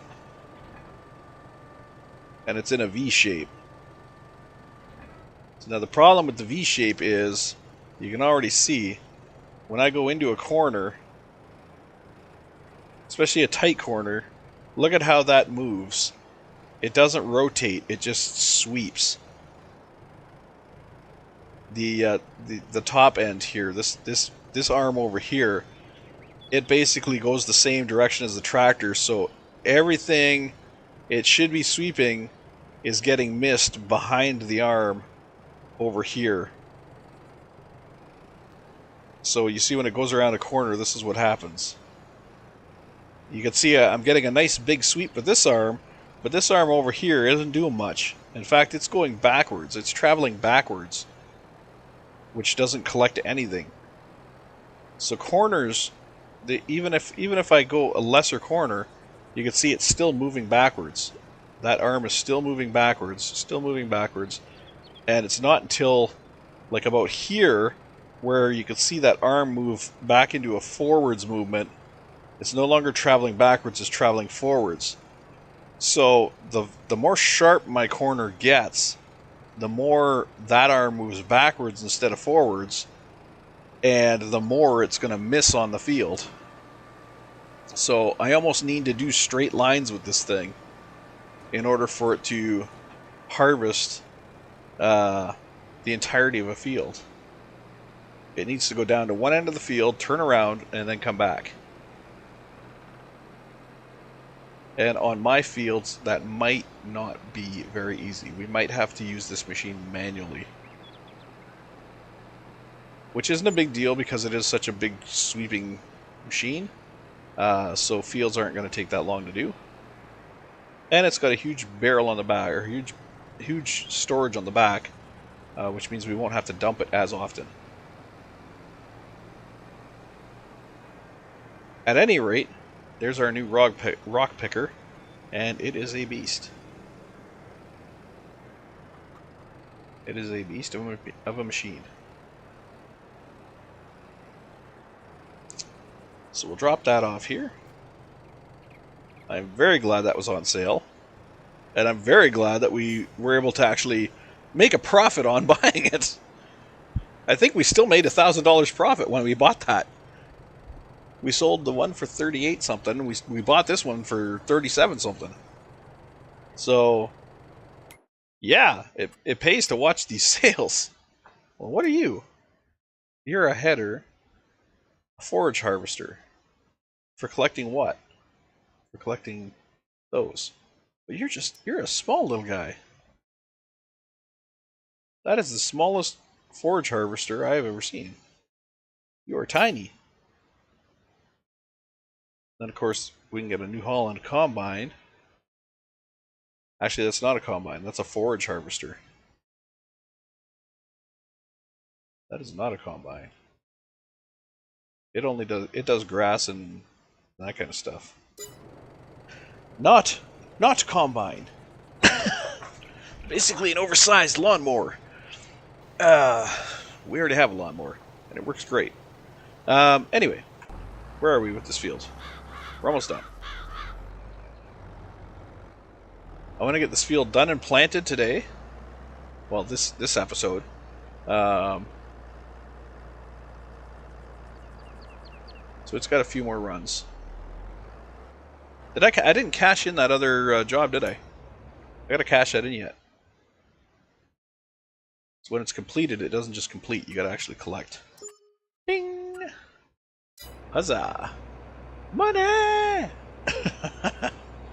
Okay, I didn't see a baling job there. There's some baling jobs. They actually pay pretty good. Bale the grass, wrap it to make silage bales? I don't want to wrap it. I don't have a wrapper. Is there one here that doesn't require wrapping? Wrap it, wrap it. Dry it with a tedder, then bale it. Mow the grass in 24. Dry it with a tedder and bale it.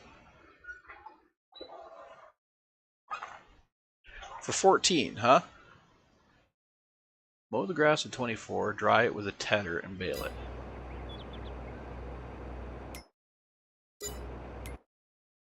$24? Where's 24? Where's 24? Oh, you're way the fuck over here.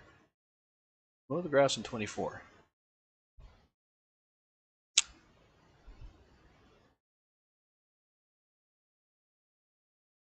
I think that would be worth it. We have all that equipment.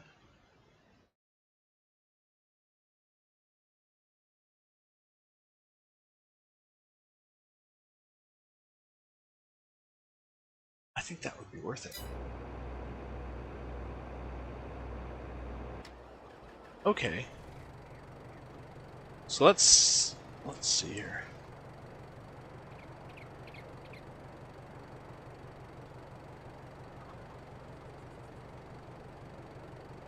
If I want to take over the mower, I'm going to drop that because I'm going to have so much weight on the front. Maybe too much weight on the front. We'll find out. Oh yeah. Yeah. Our front is airborne. Or our back is airborne, I should say. Let's see if this is gonna...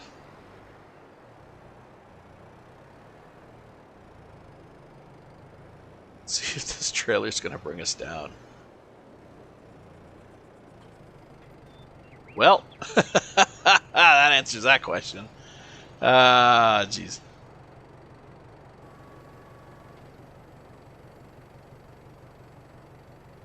Okay, I don't want to lower the whole thing.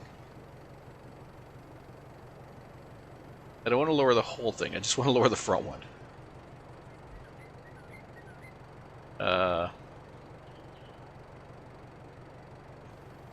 Fold you back up. Change to you. Unfold you. Put you down. Will that keep my back tires on the ground? Kind of, sort of, not really. Okay, I think I need to swap tractors here. Or figure out a way to get more weight on the back of this sucker. Well, he might be alright. Might be alright. Once everything's on the ground, he should be alright. For mowing, it's just gonna be driving there that's gonna be kind of a pain in the ass. Then again, I have the trailer putting on some I have the trailer putting on a bit of drag from the back. So That should keep me stable around things like corners. Should. If I don't drive like an insane maniac. Alright. Oh, hit the ground there. Or hit the bottom. I buried it. Alright.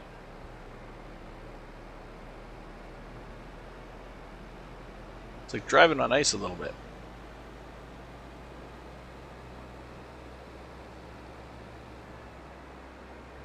Okay, so we need to be over on field 24. Did I actually accept that job?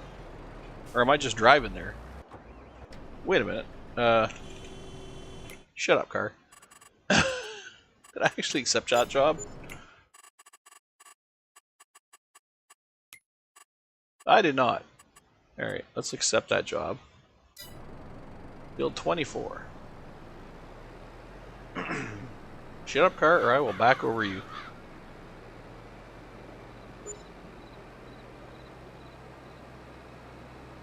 Not that it'll make much difference in this game, but it'll feel good.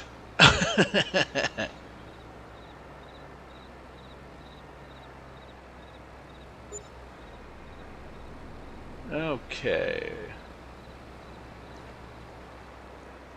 So the field we want is going to be way over here.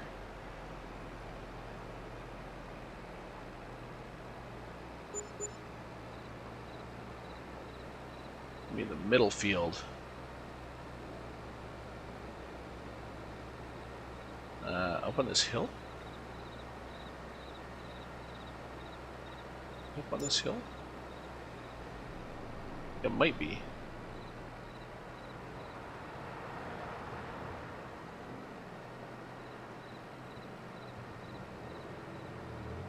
I think it's up that. I think it's up this hill. Let's say screw the roadway, we're going up the grass. We're mowing anyway, so might as well go up the grass. If this puppy's got enough power to make it up this hill.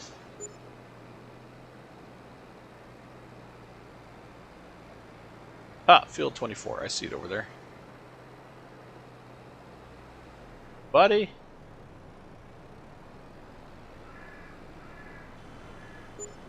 Did you see the sign, tractors crossing the road? Tractor crossing.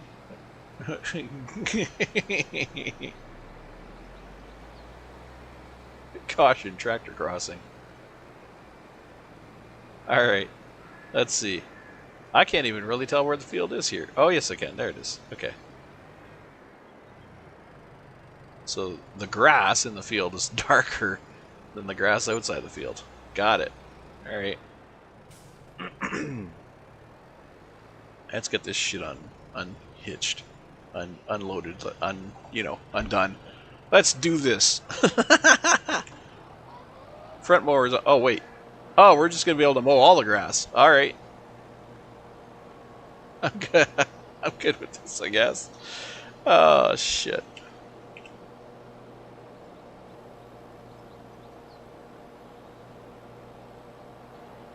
We're just gonna mow all the grass. I don't really care.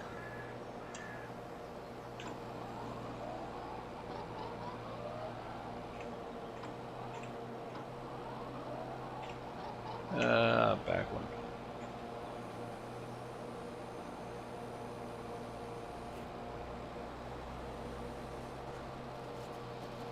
Yeah, who cares? Alright, here we go.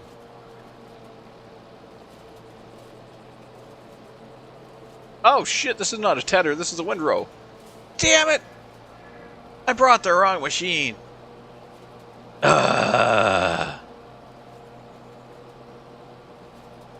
Well, now we're in trouble. Shut you down. Wait, shut you down.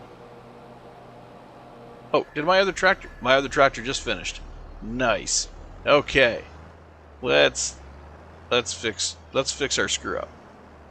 Let's fix this screw up. We gotta fix it. 'Cause this is just wrong. Took the wrong bloody machine over there.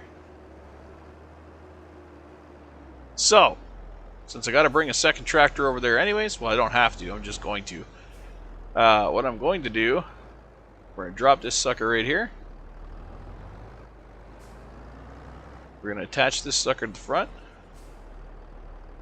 Come on.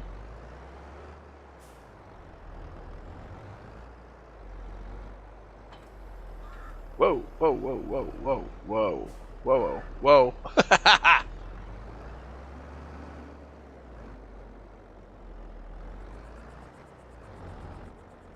We're going to get all our gear over there, or as much of our gear over there as we can, in one shot here.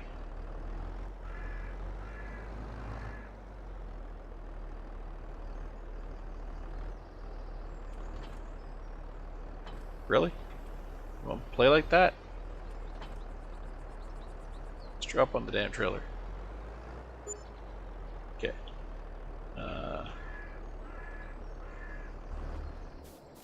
Strap your ropes on. Hopefully that'll hold you.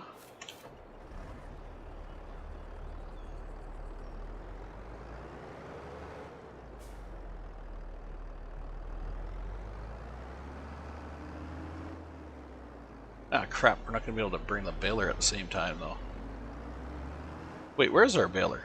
Oh, did we just rent that? We just rented that baler, didn't we?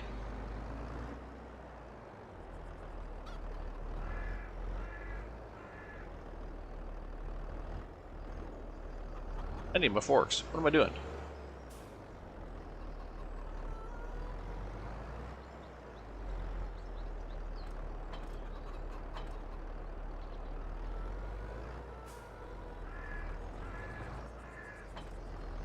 Alright. So we're going to need that, that, and that.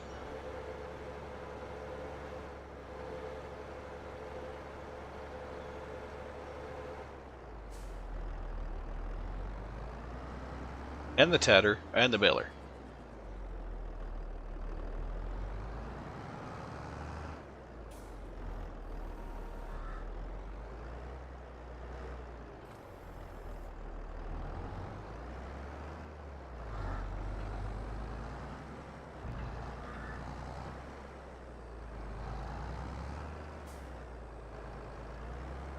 Alright, so let's get this guy hooked up. Whoops.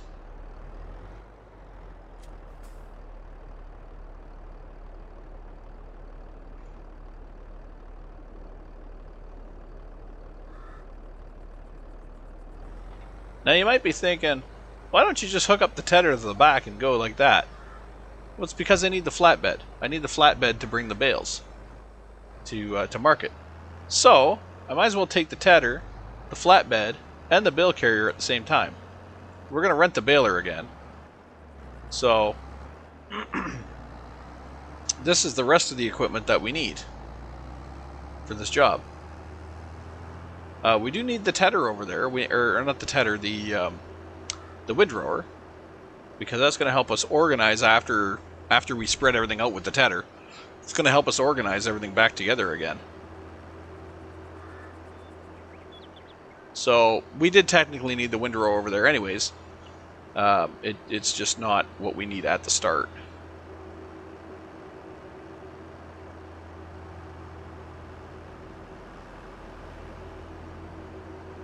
So we'll bring all this stuff over there, and that'll get us ready to do this field proper.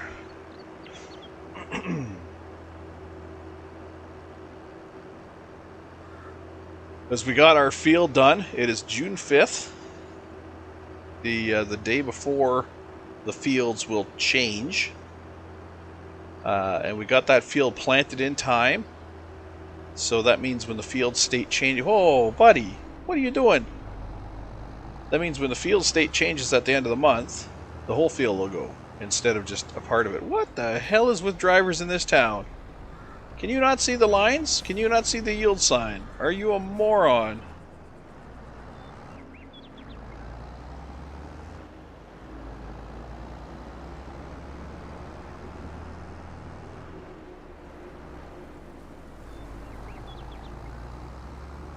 I mean, I guess it's turnabout for all the driving that I do across in front of everybody and cutting people off and going through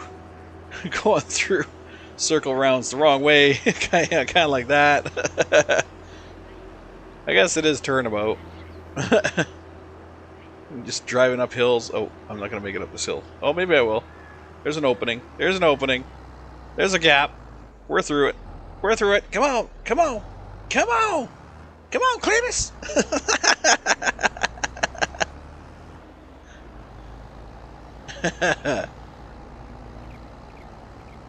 If you know what that's from, your childhood was awesome.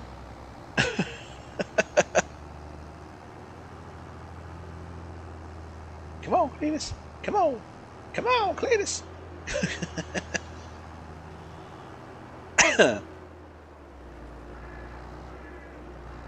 Actually, if you know where that's originally from, let's change that up. If you know where that's originally from, your childhood was awesome.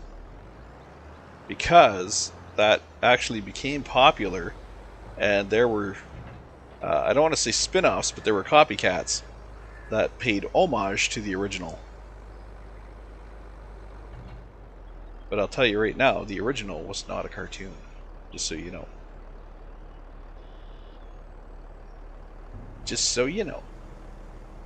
Oh, that's the wrong...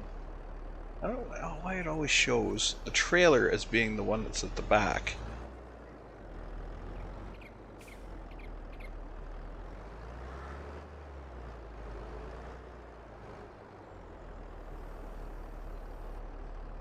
Okay, and we'll go like this, and we'll go G, Q. I mean, it's not allowed to deliver in the state.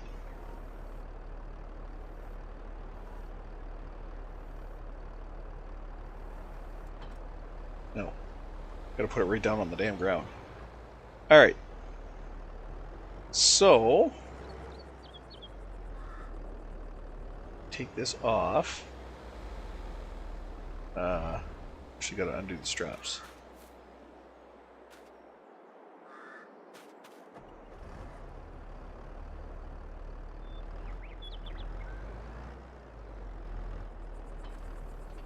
Connect this up, bring it off.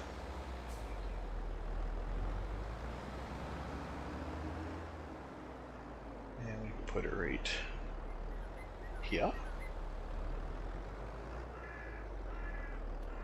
Actually, I should probably take the mower with this guy, because he's the heavier tractor. Should probably do the mowing with this guy. So I'll just put the tedder on the back of here and spread it out and get it ready.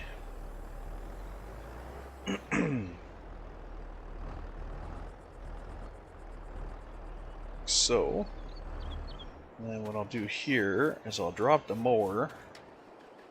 I'll drop that front mower. We'll back this out. So he'll be ready to do the windrow once we're done spreading it around. He'll be ready to pick it up.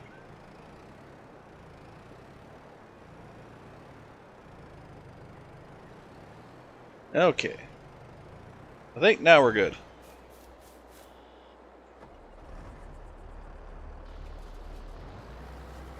We'll lower you down. Okay. And we'll bring you up here to here. Oh. Connect you up. And fire you up. Fire you up. Now we're ready to go.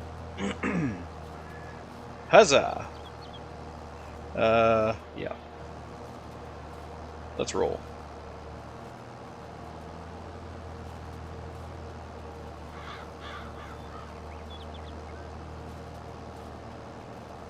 Mowing away.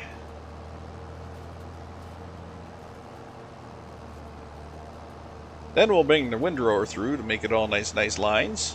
We'll bale them up with a rented baler, and then we'll get the hell off this guy's field. Once we collect the bales, that is. Because they got to be delivered to the animal dealership, I believe it was.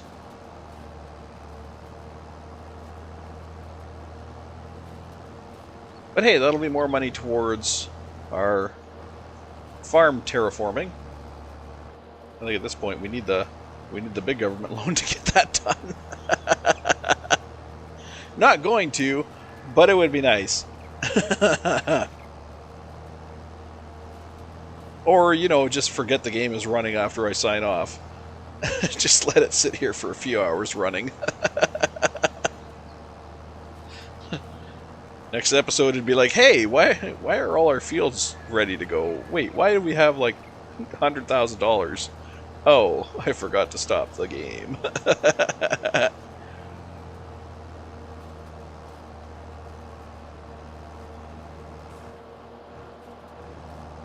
I think I may have just screwed up there. I'm sure I did. Accidentally lifted up the front mower. Alright. What I want to do is lift up the tedder at the rear. Actually, no I don't. What do I want to do? I want to lift up this. Will this lift up the whole front end or just those? Just those. Dang it. I want to lift up the whole front end when I hit the end here because I don't want to... I don't want to just mow the whole damn field. Unless I turn a corner. Well, that'll work for that corner. Won't work for the next corner, because the next corner is backwards.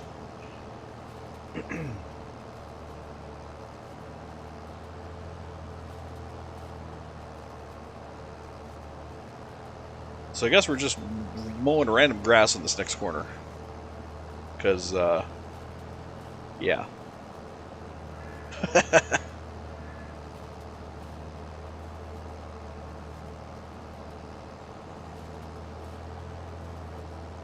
I do want to be on the tedder, though. I want to be able to raise it up.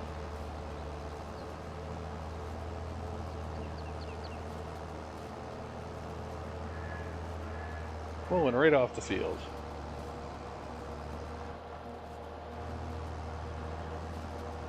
Why didn't that raise up?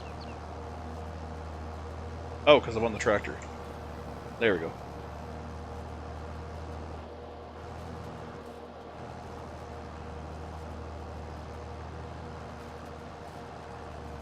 I almost think that other tractor has more power than this one.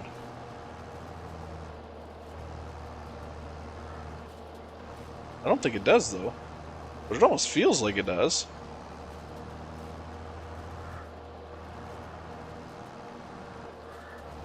Either that or the gears, the transmission on this one might not be good. Because it's like, look, every time it goes to shift gears, it's like comes to a complete stop.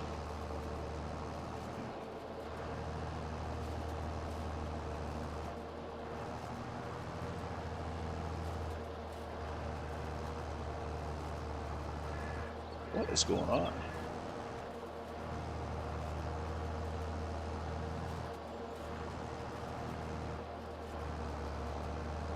It is like having trouble shifting gears or something.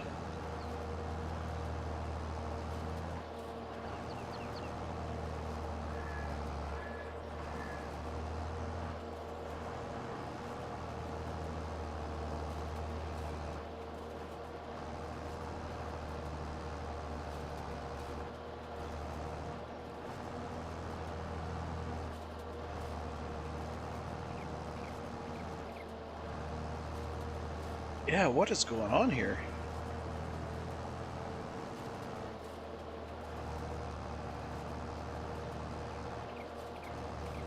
It's like, am I going up a serious hill or something, incline? I don't think I am. But for some reason, this thing seems like it's bogging down. Like it's trying to climb a massive hill or something. I'm pretty sure this is not a hill.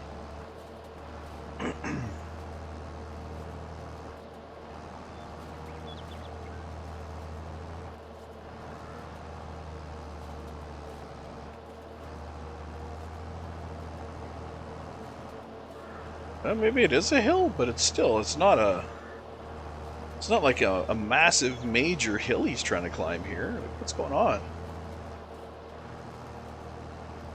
For a medium tractor, this seems like really underpowered.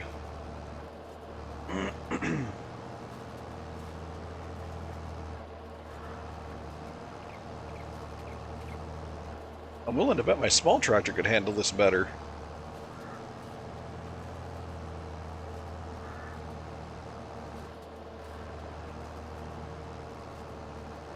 In fact, I might switch out.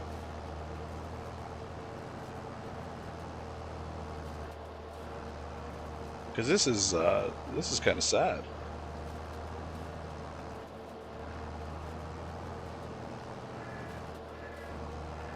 I feel like the little engine that could hear, you can do it, you can do it, you can do it. Casey Jr. I think I can, I think I can.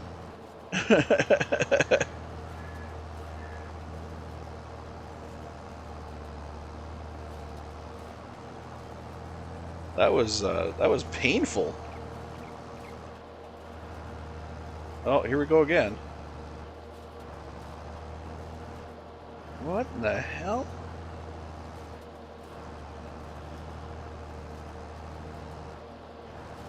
You can see his hand, it's like it goes to shift gears, and that's when it loses it. Maybe it's like a manual transmission that's... Maybe it's like a horrible manual transmission in this thing or something. I don't know. There's something going on.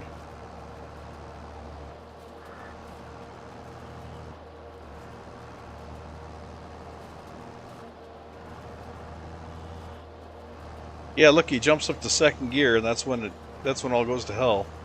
Third gear. Second gear. Third gear. Second gear. First gear. Third gear. It's like you can't figure out what the hell gear he's supposed to be in. Second gear, third gear.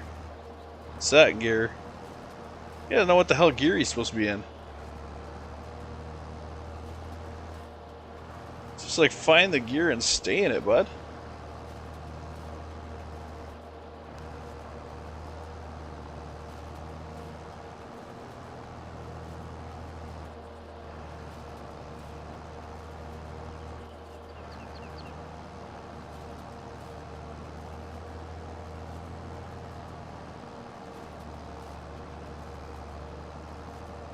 Now I'm holding it. Oh, I lost it. I was trying to hold it at 6, so it wouldn't shift gears.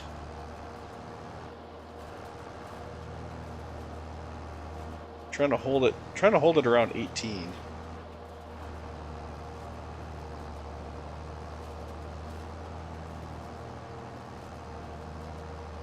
Right there in the middle.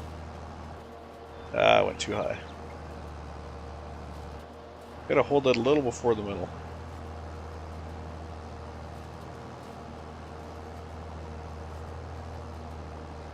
That needle gets too...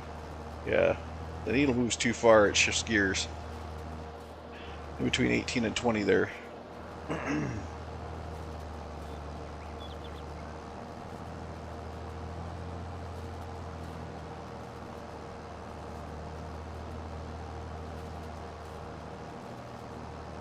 Come on. Don't use shift. Don't use dare shift.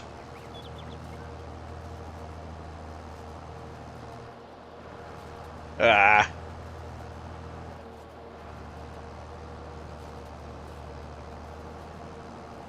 Okay, we are gonna...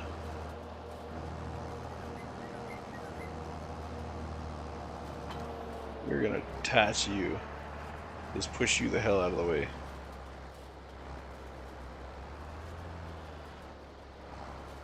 We're gonna detach you. We're gonna try the small tractor. I feel like this tractor does not have... It has torque, but it doesn't have the power that this little one does.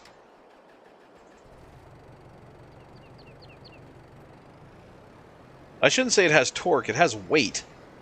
but it doesn't have the same power that this guy has, and I think that's the problem. I think this guy's engine is big, but its weight is small, and I think that's where it runs into trouble. That other tractor, its weight is heavy, but its engine is small. I think it's underpowered.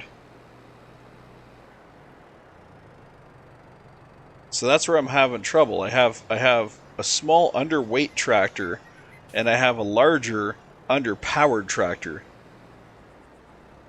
And between the two of them, you know, it doesn't really amount to a hill of beans. They can handle one machine, like the rock puller or whatever, the rock collector, or they can handle like the seeder or the harvester, or you know, they can handle one machine at a time. But when you start to stack them up like this, that's when you see them fail. And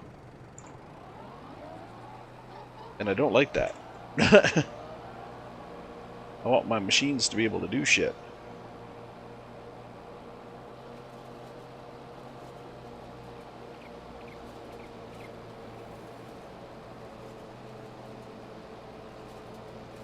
It's like this machine doesn't look like it's having any trouble. Of course, this one's an automatic. If you look, you see there's no M above. There's drive, neutral, reverse. This is a fully automatic tractor, so there's no shifting gears. I believe it's got a CVT transmission.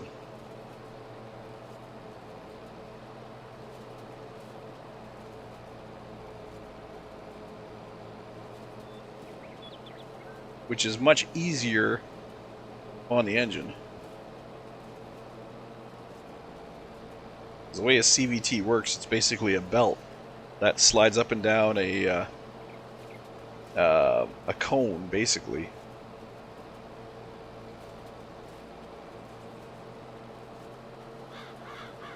Or at least that's how you can envision it. Envision it as a belt on a cone, and it kind of slides up and down the cone. That's a visual representation of it. That's not actually how it works. That's just a visual representation of it.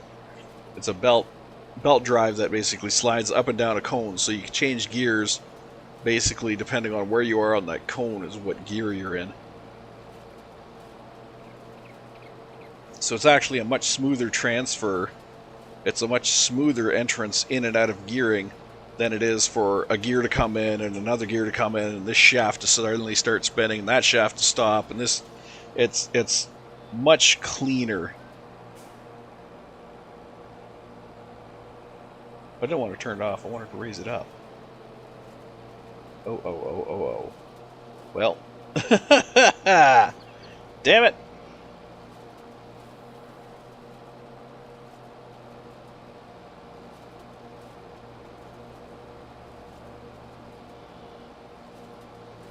That is what it is, I guess. I made this little headland here so I wouldn't drive off the edge of the field, but as you can see, I ended up driving off the edge of the field anyways.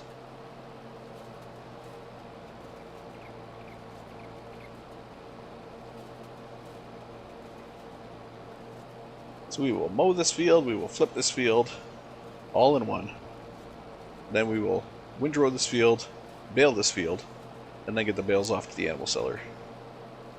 Thankfully, they don't need to be wrapped, because if they needed to be wrapped, then we'd be in trouble, because we don't have a wrapper. And I am not renting a wrapper.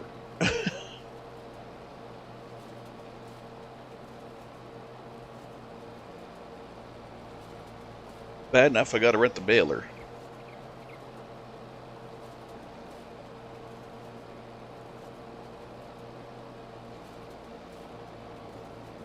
Which I should keep checking back at the store, because these stores change quite a bit.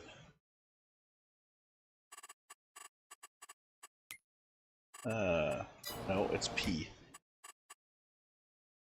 Pallet transporter.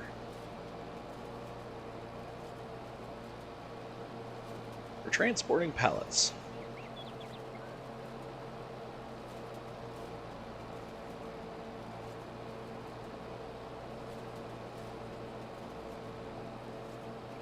Really nothing more than an enclosed trailer, but whatever. If you want to pretend it's a pallet mover. Guess we will pretend it's a pallet mover.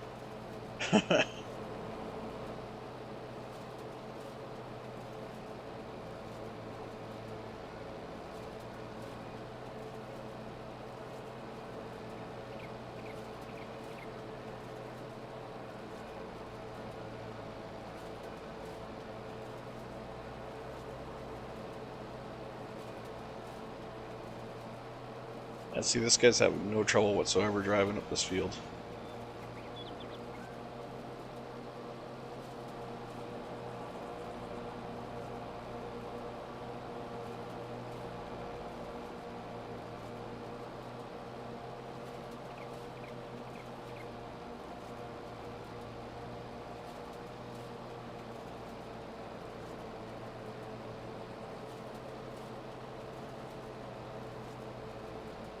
A little bit of trouble there in the sharp corner, but nothing major. I'm going to set my track to be a little wide down here because I want, at the end here, I want to grab that piece that I missed. 10% complete.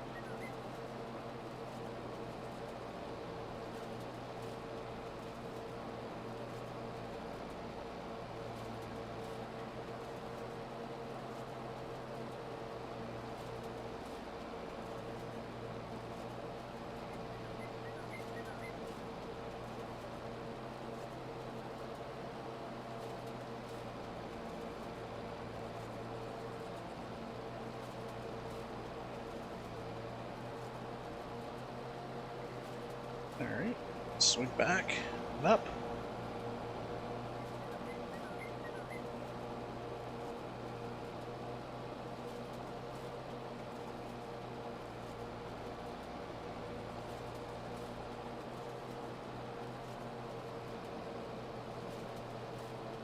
This has got to be more of an uphill than it lets on. Because even this guy, he's not bogging down like the other guy did. The other guy bogged down quite a bit more here. But, as you can see, it is a lot slower going through this way. Going up this way.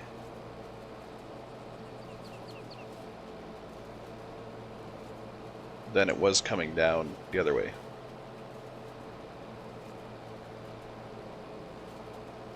Much, much slower.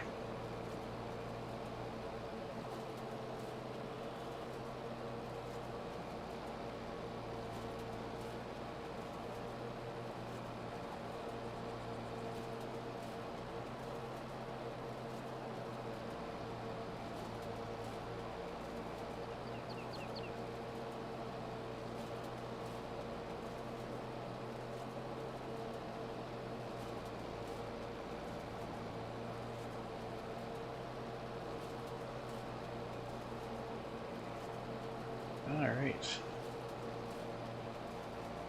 Mowing our field. Well, not our field. Mowing somebody else's field. But I can, like, smell the grass.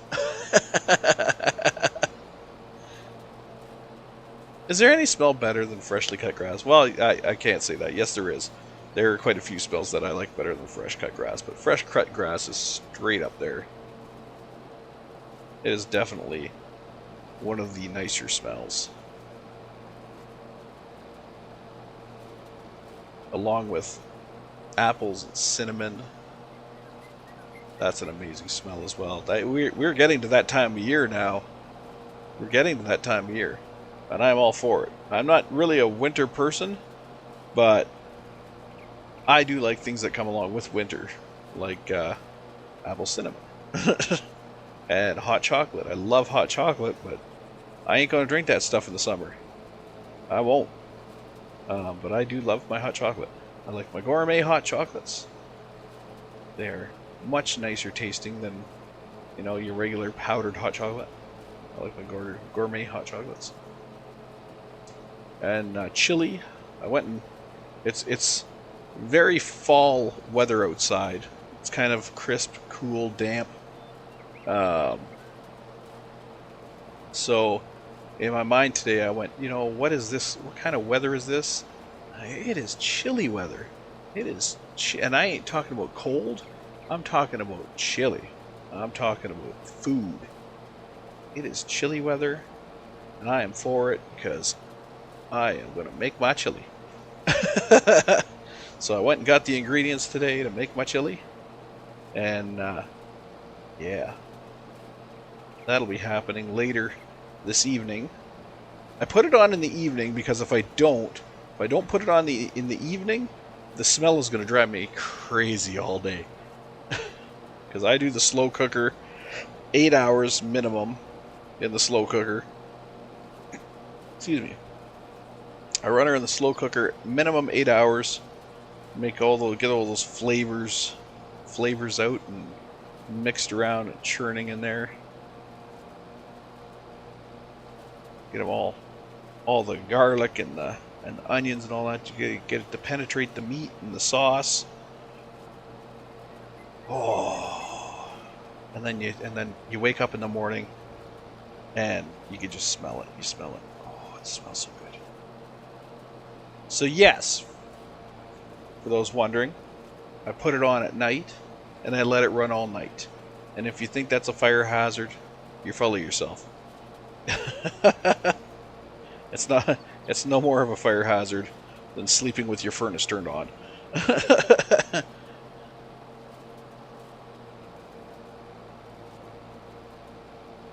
These slow cookers go through a whole pile of tests to make sure they're safe.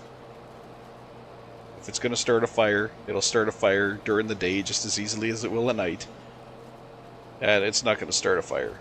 There's way too many safety precautions built into them for them to start a fire. And they're not even hot. They're not even that hot. Slow cookers are the coldest cooking machine that you can possibly own. Because they use slow radiant heat rather than like your stove, which is your stove is full blast, instant, direct heat, whereas a slow cooker is slow radiant heat that builds over time. That's why your crockpot is actually, that's why your slow cooker actually has ceramic as its base, because the ceramic holds in the heat and distributes the heat evenly. It's you can actually take a ceramic pot, put it upside down over a candle. Now, of course, with a hole in it, of course, so the air can get it in, like from the bottom. So you can put a candle under a ceramic pot, and that ceramic pot will heat up a room from a candle, because they are good at collecting heat and then radiating that heat out. And that's how a slow cooker works. It does the same thing. Collects the heat into the ceramic. It's not even a high heat. It's kind of a medium to low heat. Collects it into the ceramic, and then the ceramic distributes it throughout your food. And slow cooks your food.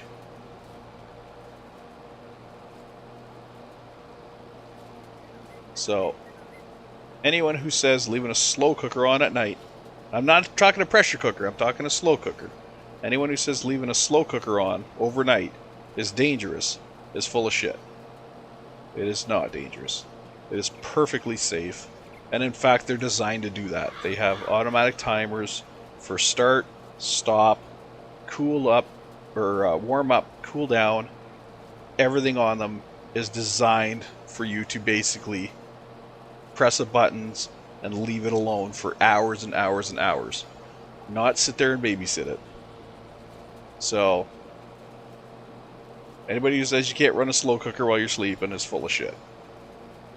Pressure cooker, those things I babysit, because I don't want to see one of those things blowing up.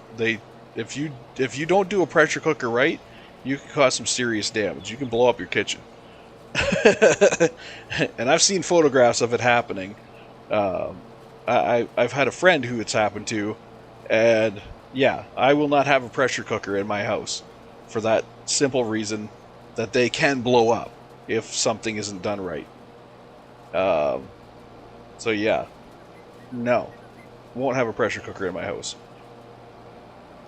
But I will have which is kind of sad because my grandma used to have a pressure cooker, and it was one of the ones that would sit on the stove, and it had the little top on it, which was kind of fun, and it would go around it, and it'd be like, and it was fun because it almost seemed like a train. It almost seemed like something from a train, because this little cap would just turn on the top, and it would, and you just watch it shoot out little poofs of steam, which was kind of fun. But at the same time, I don't actually think that was a real like pressure cooker like we have nowadays, where the pressure cookers nowadays you got to clamp on the top because they have so much pressure. Hers, I believe, was just a lid that went on a pot, and it did very, very little pressure. Basically, just enough pressure not to lift the pot off, or not to lift the lid off. It didn't have clamps or anything like that on it, that I recall anyway. It was just a lid that when it slowly let out the pressure. It let pressure build, but it also let out some pressure, so that it didn't lift the lid off the top of the pot. But yeah, she did her mashed potatoes in that. She used to do her mashed potatoes in that all the time. I think it sped up the cooking, but I don't think it was a true pressure cooker. I think it was like an old-fashioned pressure cooker, which worked at low pressures instead of high pressures. But the new high-pressure pressure cookers, nope, you won't get one of those in my house. Not in a million years. Not in a million years. So we have almost got this field entirely mowed. It's almost time to fire up the windrower and get everything all in nice rows. And we're at 2 hours and 28 minutes on this stream. I am actually going to cut this stream off probably at the 3-hour mark, regardless of whether we got this field done or not. Just for the simple fact that I know these streams can go long, just like videos can go long. But the thing is, a lot of people I find in my channel, I don't get a lot of live stream watchers. I don't get a lot of people that actually come in and watch my streams live. They do and don't. But for the most part, my stream is after watchers. They watch after the video has been or the stream has been done and the video has been archived, shall we say. Which,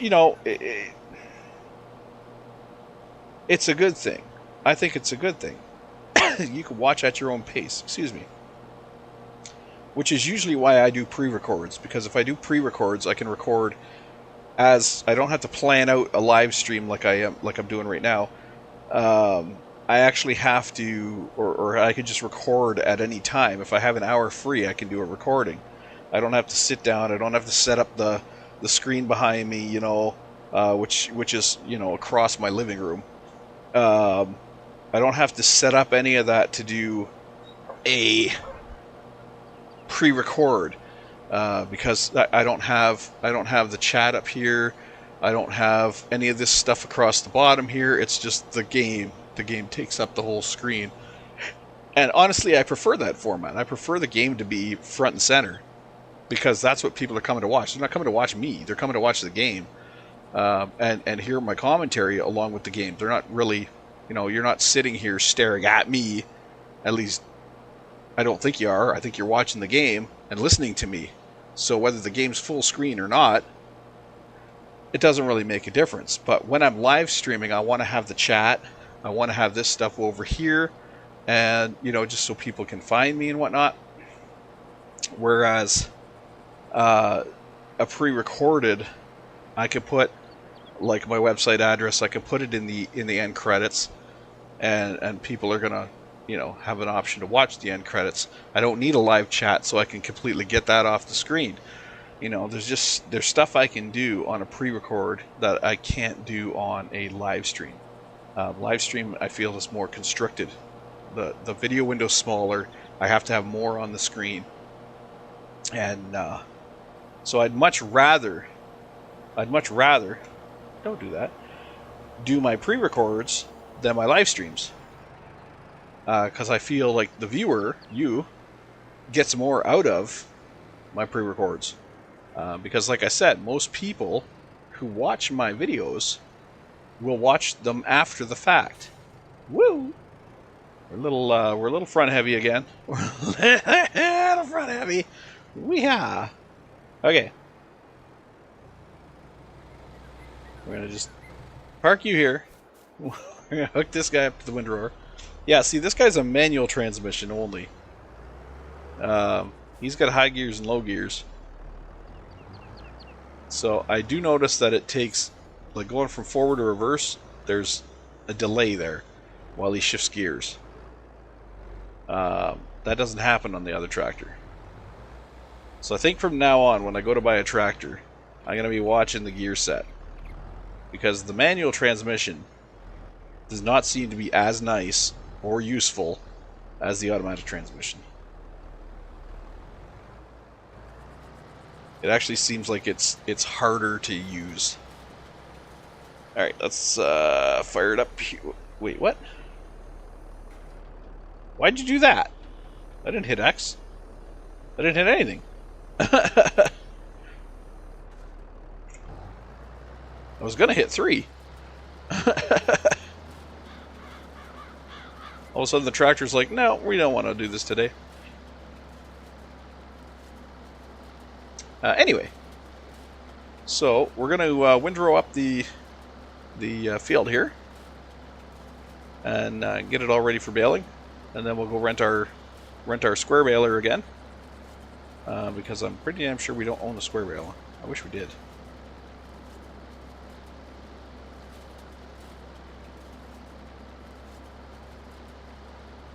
But they are so damn expensive. There's no way we own a square baler. At least not right yet.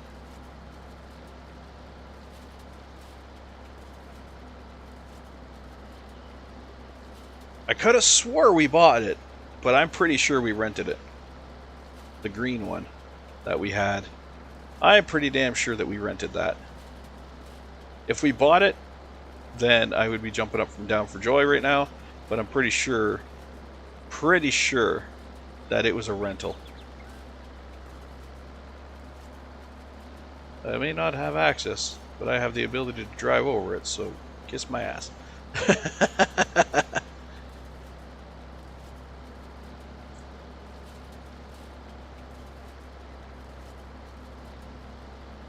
Let's do, well, I got a nice line going here. Let's do a quick check. I don't think we have a baler. No, we do not. Okay.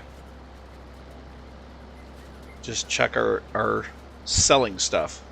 If I look in our inventory, we can see whether or not we actually have a baler to sell, and we do not. So we have to rent one, and I'm fine with that. We're making 14 grand off of this, and it'll probably cost us maybe 2 to rent a baler. So it's not, we're not going to lose that much. Probably would have cost us less to borrow the equipment to do this entire field, because I think that only charges you like 400 and something. But, you know, live and learn.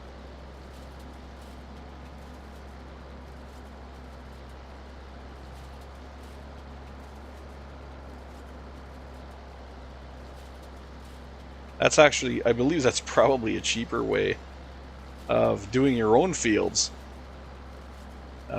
If you can rent, well, no, because you can't use a borrowed machine on your own fields, but you can use it on other fields that you are doing contracts on. So I think it's just a simple check. When you go to use the machine, when you go to use the borrowed machine on a field, it does a very simple check. It's like, is field a job field? Do you have a contract for this field? Yes, no. I think that's the only check it does. It doesn't say, okay, windrower is for field number 5. Are you using it on field number 5? I think it just says, do you have a contract for this field? I think that's all it does. So if you have contracts for all the fields, say you pick up a baling contract for 5 different fields, you only have to borrow the equipment for 1 field, and you can use it on all of those fields, because it doesn't differentiate what contract you have the equipment for. It just says, is this contract equipment? Yes. Does he have a contract for this field? Yes. You can use the equipment.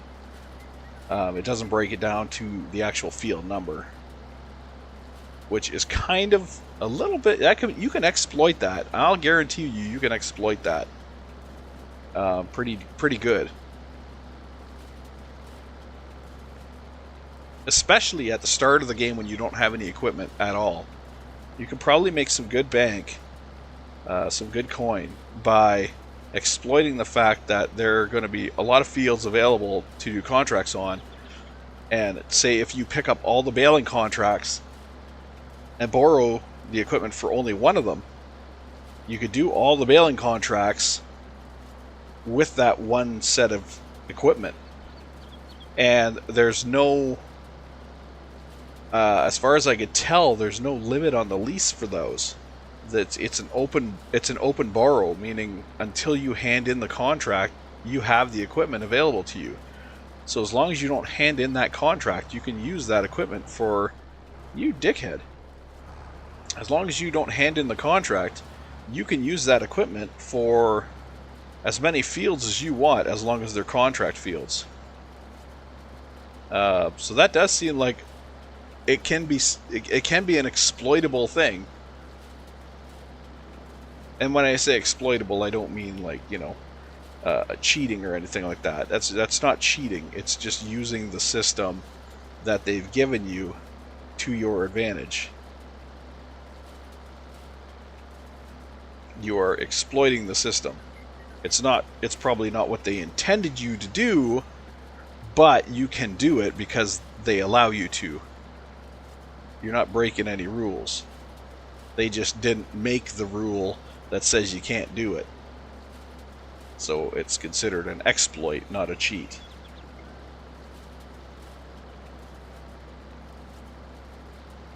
And some people will like to say that exploiting is cheating, but it really isn't. Exploiting is not cheating. Cheating is cheating.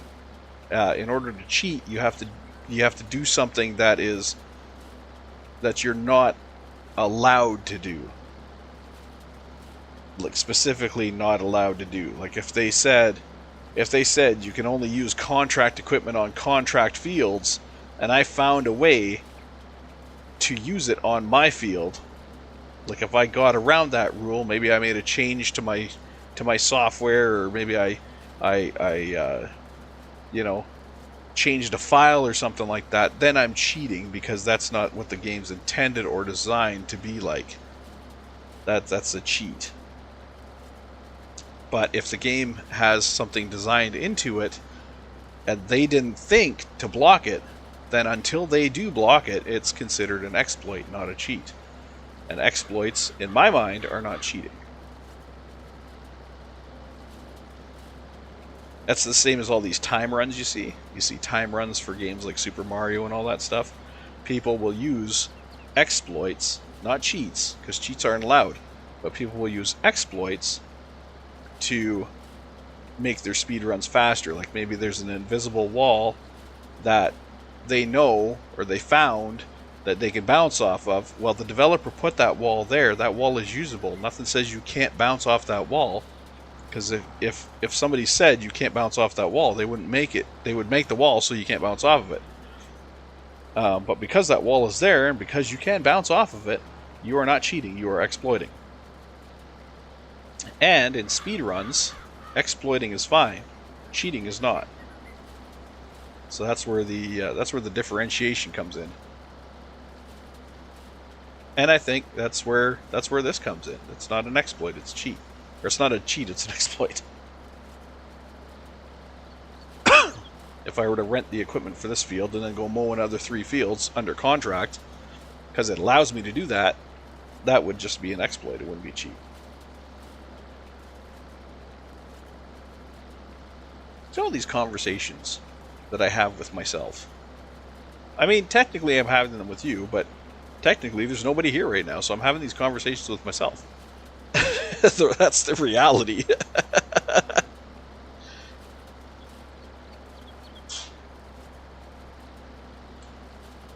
That, if you could hear that, which you probably could because it was freaking loud, that was my cat sneezing. Every once in a while he'll let out a good sneeze.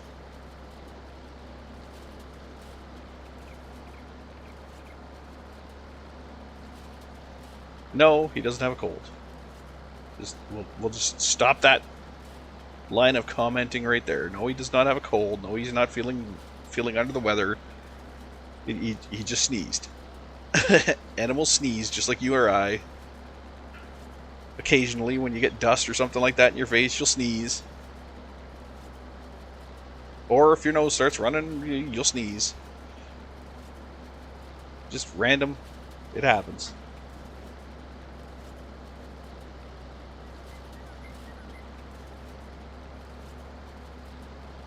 He sneezes probably once or twice a week.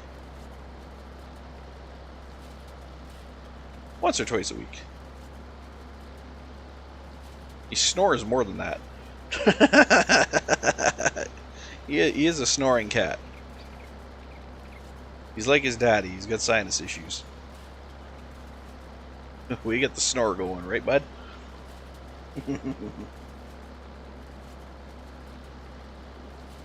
Sometimes I wonder who snores louder, though. He's got a pretty damn loud snore.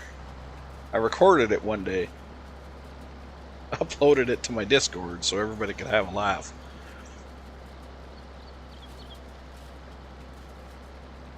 It was very entertaining.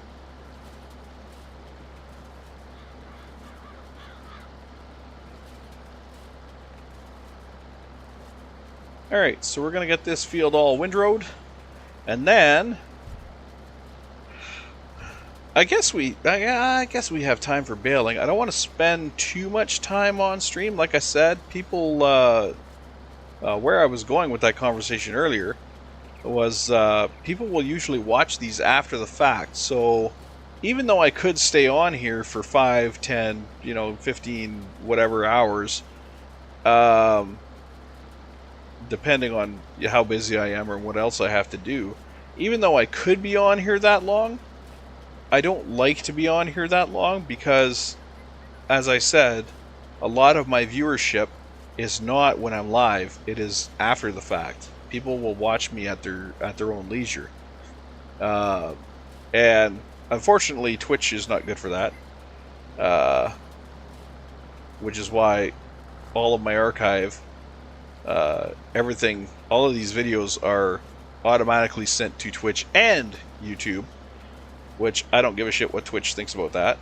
Honestly, I think YouTube's a better platform. Even though I get some viewership off of Twitch, YouTube is definitely the better platform for streamers, I find. Just because you can archive. I mean, I've got videos on YouTube that have been there for 10, 15, 20 years. As long as YouTube's been around, really. Excuse me. My older channel videos are still there, even though I haven't used that channel in probably, well, since I created this one. I haven't used that channel since I created this one, but that channel still exists, and the videos are still there. So you tell me which one's better. Which one's better? I'm saying the one that's better is the one that's going to record my history for posterity's sake. If it's gonna just show it now, and maybe let you record a couple of clips here and there, archive a couple of clips, that's not a good use of my time. That's not going to build me viewership, at least in my eyes. Because, like I said, people watch me after the fact, so I have viewers that have come in to my channel, and they're commenting on videos. They've never seen me before. and they're commenting on videos of mine that are 3-4 years old, and they're like, hey, I'm glad I found this channel. And they're like I said, there's videos that are 3-4 years old, and they're just coming on them now saying, hey, I'm glad I found your channel. I wouldn't get that on Twitch, because Twitch doesn't keep videos that long. Whereas on YouTube, which is my main platform, I can upload pre-recorded videos, which I do a lot of. I can make playlists, which I always do. All my videos are organized into playlists, so anybody who's just watching this video now can go into the playlist and actually watch from the beginning if you want. There's over 36 hours in this series right now. That, you know, if you're coming in right this second, you're missed out. You missed on the 36 hours prior to this, but you can go back and you can watch that, because you can do that on YouTube. It records and it keeps it. Doesn't get rid of your stuff. So, I don't know. In my eyes, that makes it the better platform. The fact that it records my history. Anytime I want to, I can go in and I can download that history for posterity. If I want to back it up to a hard drive of my choice, if I want to save it. So say, you know, one day, I don't ever see this happening, but say one day YouTube's like, hey, we're shutting down.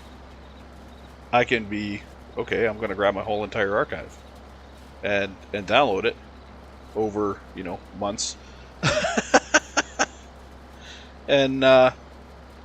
And then I have it. I haven't lost anything. The same note, there are videos that I have lost, just to show how important that is, how important having that is. There are videos that I have lost because I was going through a rough patch in my life, and I was angry at everything. I was so angry. And of course it was a woman. The reason I was angry was because it was a woman. And it was a woman who was trying to take me away from my hobbies. She was trying to... This to me is my hobby, and it's something that I enjoy just as much as I enjoy woodworking, just as much as I enjoy working on cars, just as much as I enjoy, you know, any other hobby that I have. Some people might not understand gaming. That's fine. Not everybody understands woodworking either. Not everybody understands gardening. Just because you think it's a waste of time doesn't mean it is a waste of time. That's your opinion. You're welcome to your opinion. Doesn't make it right.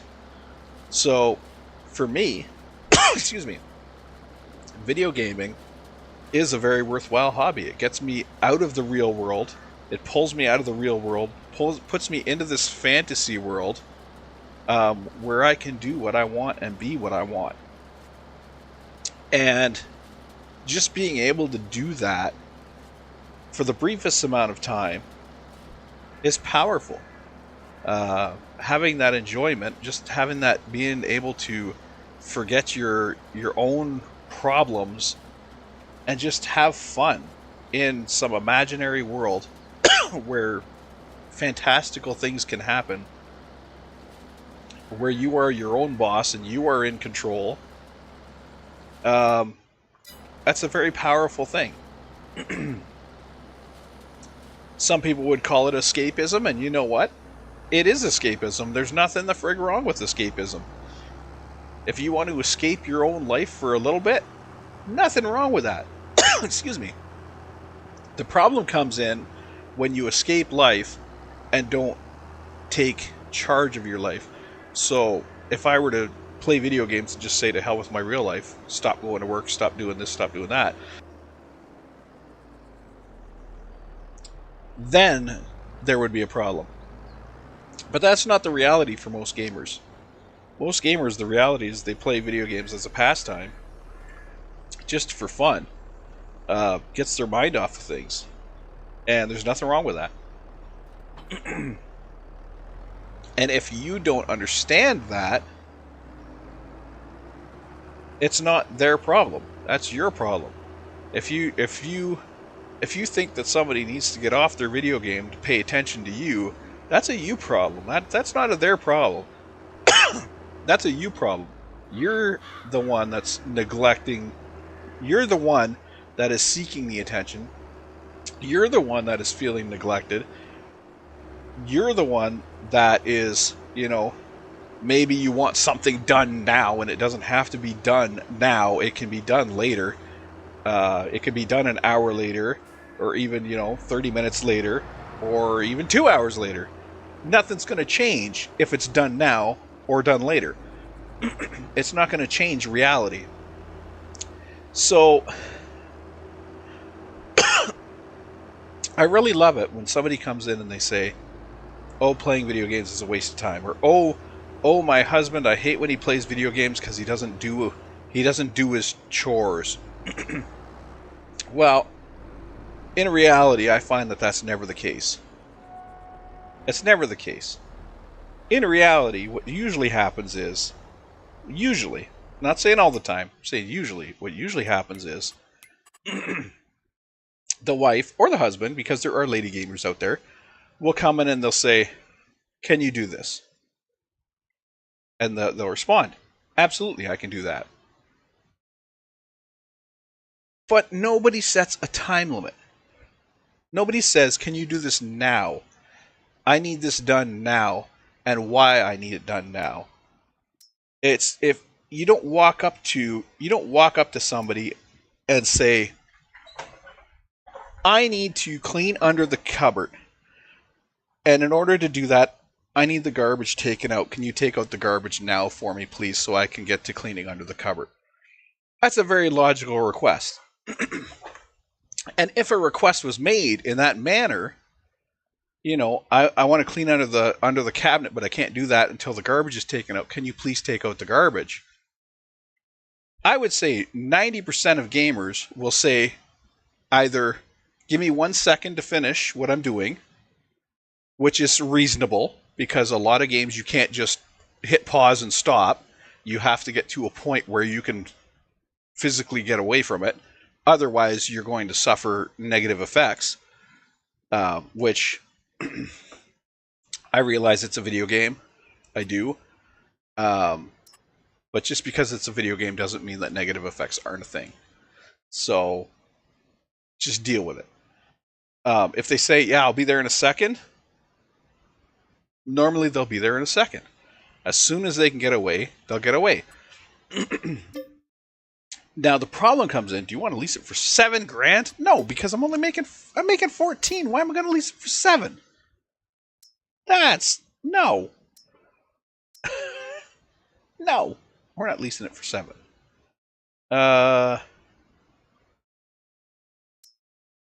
What else does square bales? This guy does square bales. He does the small square bales, but he does square bales.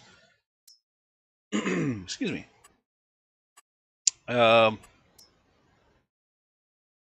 Oh, any combos with this guy?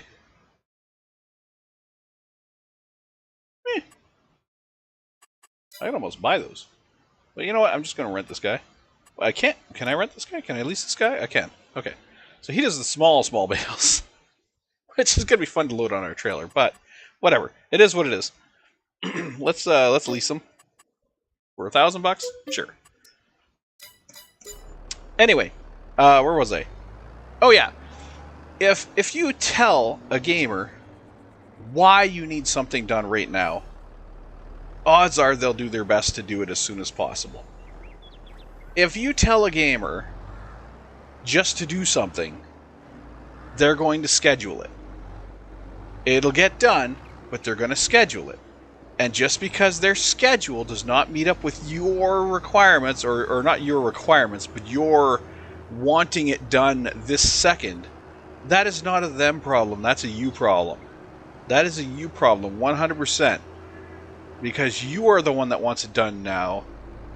So then do it. Do it. If you want it done now, do it. Do it yourself. Their availability is there. They are available to do it. 99% of the time, 90% of the time, they will be available to do it. It's just not going to be at your schedule. And there's nothing wrong with that. There is absolutely nothing wrong with that. You need to learn patience. That is what that is called. That is called learning patience. The job will get done. If you don't make it a priority, the job will get done. It might just not get done in your time frame. If you make it a priority, and make it a good priority, not just because I want it done, give them a reason why it has to be done this second. Why it's so critical for it to be done this second. Make it logical. Make it reasonable. This needs done right now because it's holding me up from doing something else that I need to do. That's reasonable. And like I said, most gamers at that point will say either one of two things. They'll either pause right away because they have that ability in that game and come do it, or they'll say, I just need a minute to get to a safe spot. And that's okay too. Let them have their minute to get to that safe spot. Let them do it.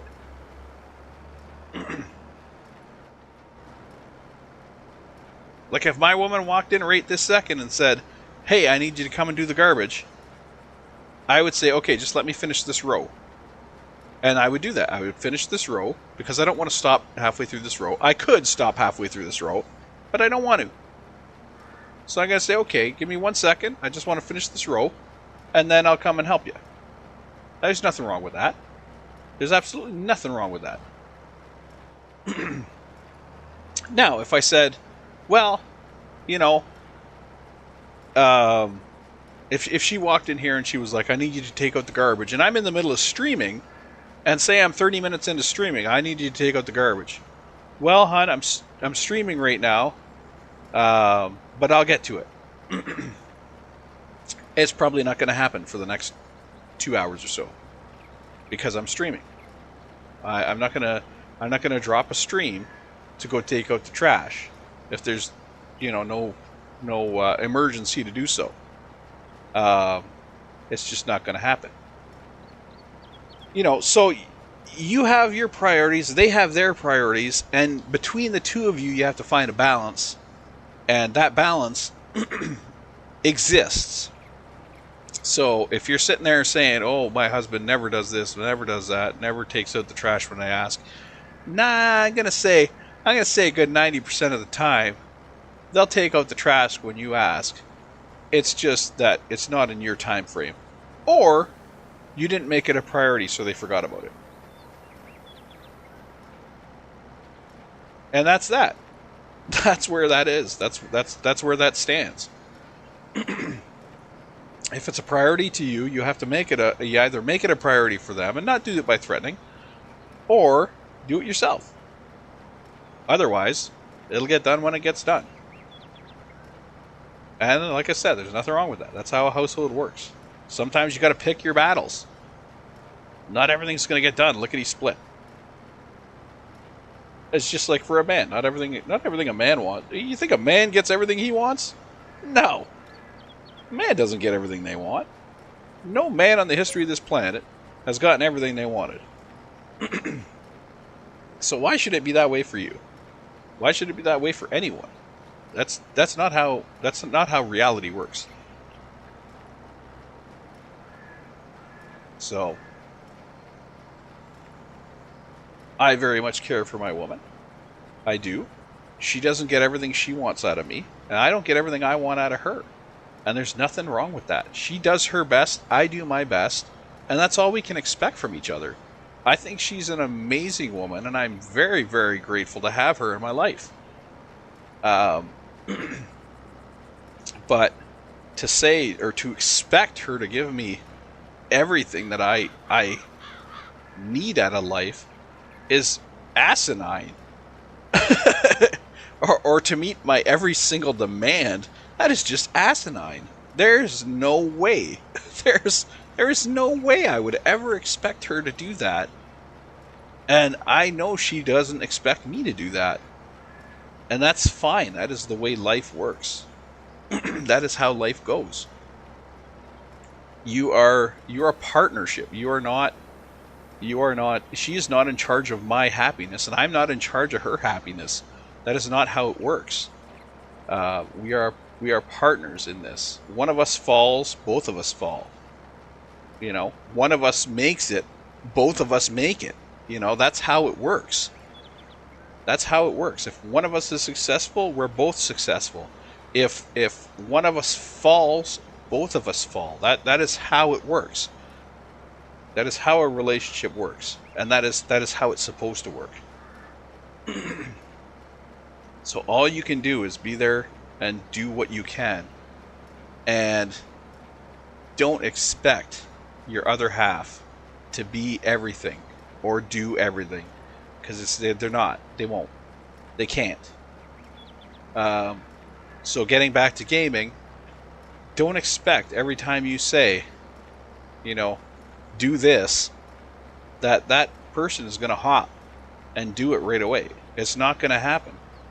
And that's okay. That is okay. It's just like if they're out in the workshop working on a car, you say take out the garbage.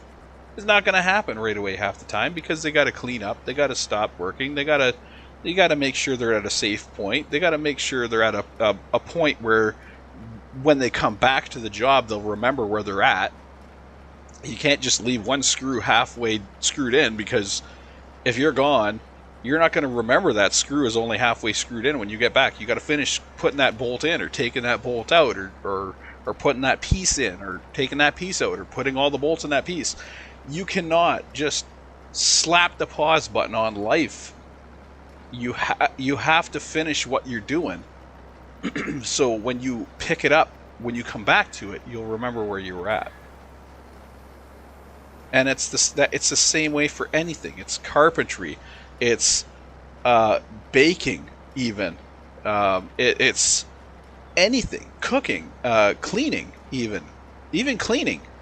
If you're halfway through cleaning something and somebody says, "Hey, come here, I need you.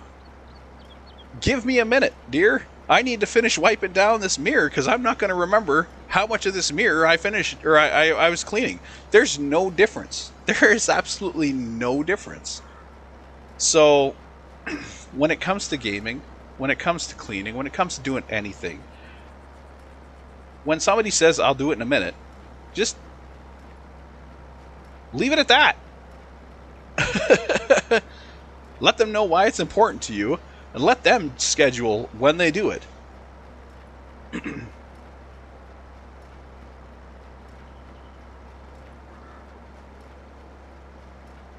And things do get forgotten. I have a really bad memory. I have a bad memory for remembering things.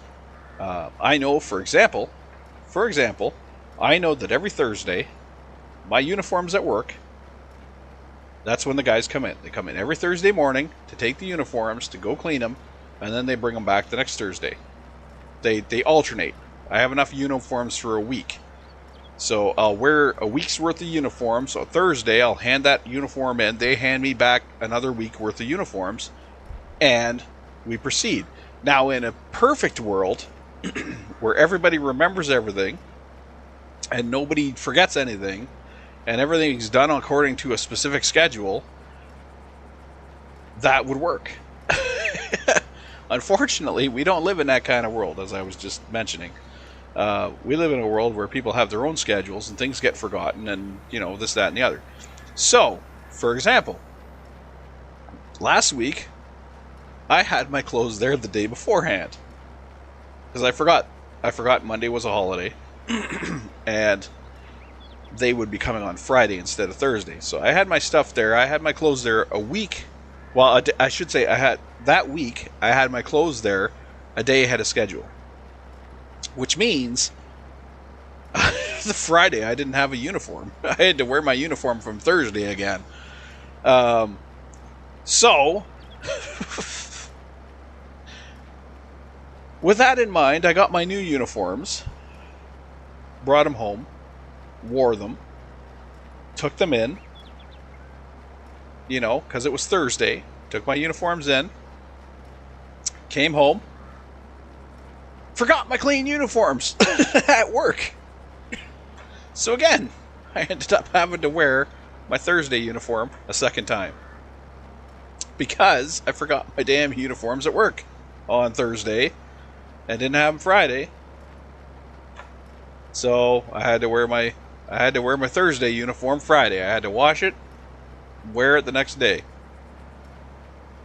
And that happens. That happens so much. So when you say to your husband, take out the garbage, and he's like, absolutely, we'll do it. And then you wake up the next morning and the garbage ain't out. And you go, that video game. It had nothing to do with that video game. It had nothing to do with them working on the car or working on something. Had nothing to do with him forgetting because he didn't do it that second. It had everything to do with we're frickin' human, and humans forget things. It happens. Nobody's perfect. So if your husband forgets to take out the garbage, don't make a huge deal about it. It's just, he forgot. He forgot. It's like if you forget an ingredient, oh, your husband doesn't like this ingredient. Yeah, it'll end up being in something, a cake or something that you bought him. You're human.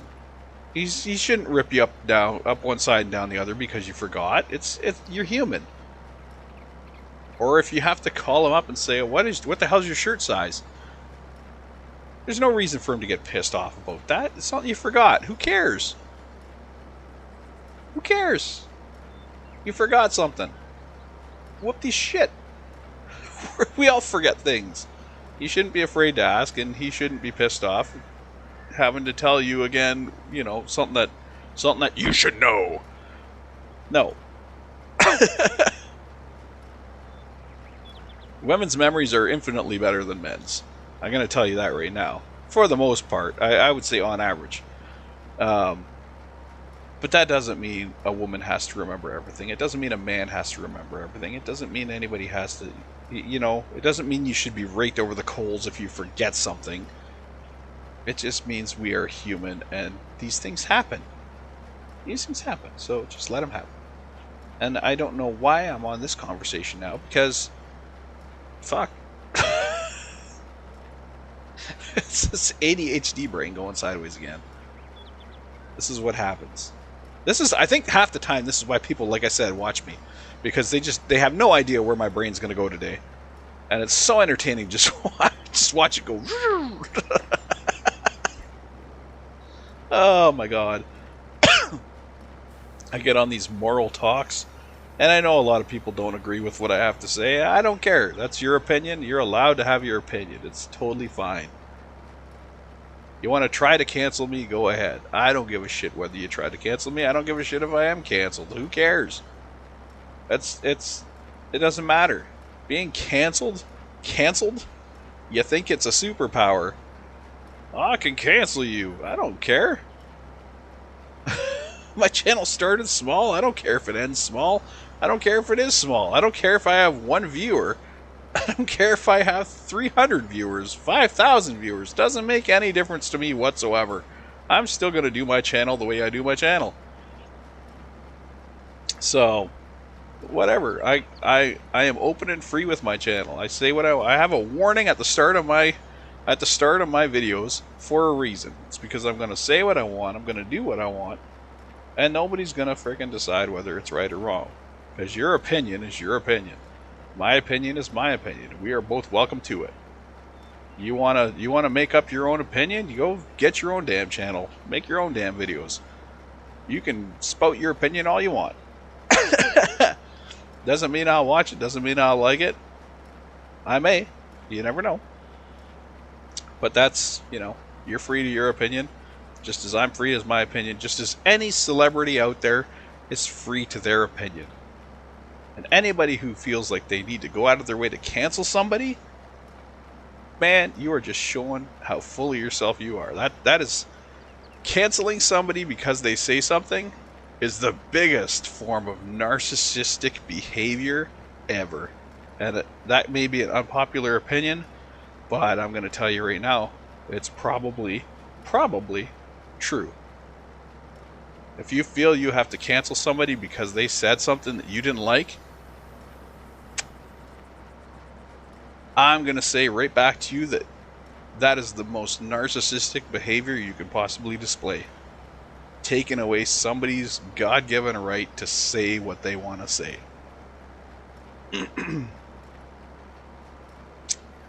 Yep.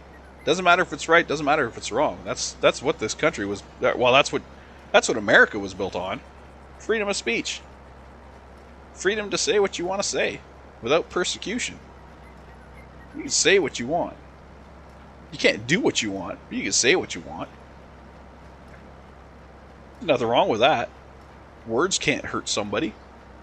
If you're hurt by words, then you got a lot bigger problems in this world than somebody who's saying something. If words are hurting you, you got an issue.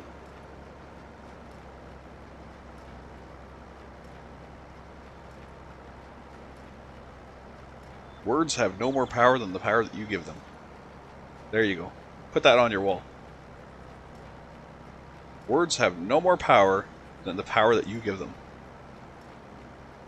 So if you choose to give words power, that's a you problem. Sorry. You choose to get offended, that's a you problem. Because being offended is a choice, by the way. Being offended by something, 100% a choice. You choose to be offended. There is no power that anybody has out there to offend you. You choose to be offended. So, if that's your choice to be offended, then that's your choice.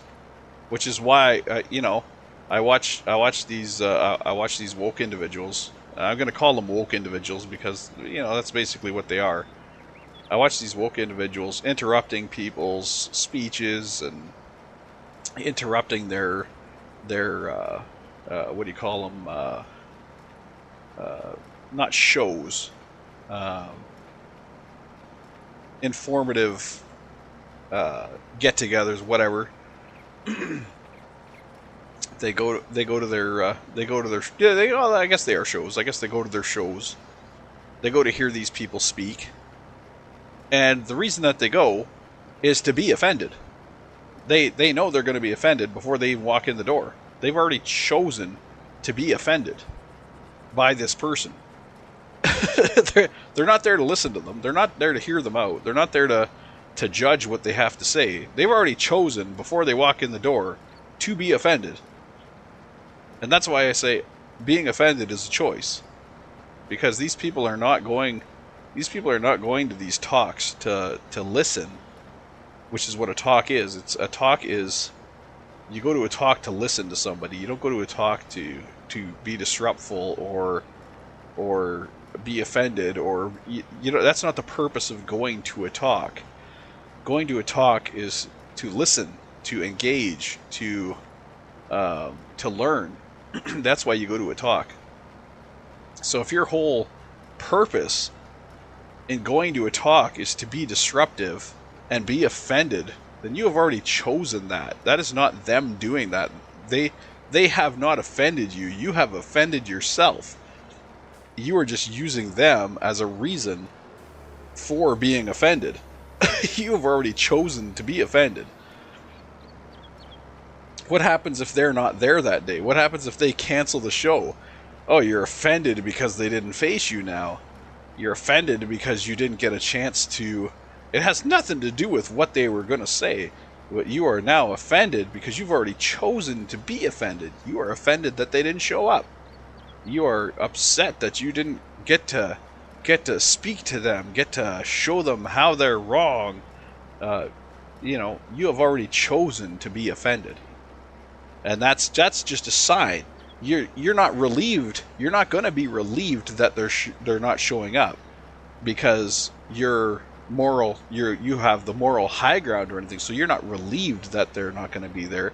You are still offended because you chose, even before you went there, you chose to be offended. So now you're not offended by what they said.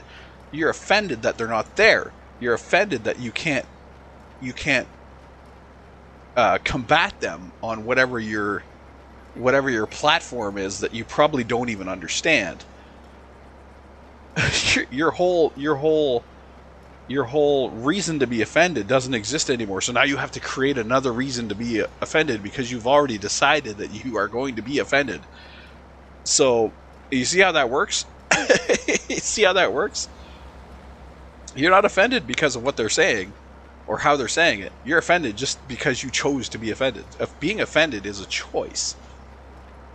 It is a choice that you make. So if you choose not to be offended, it doesn't matter what they say.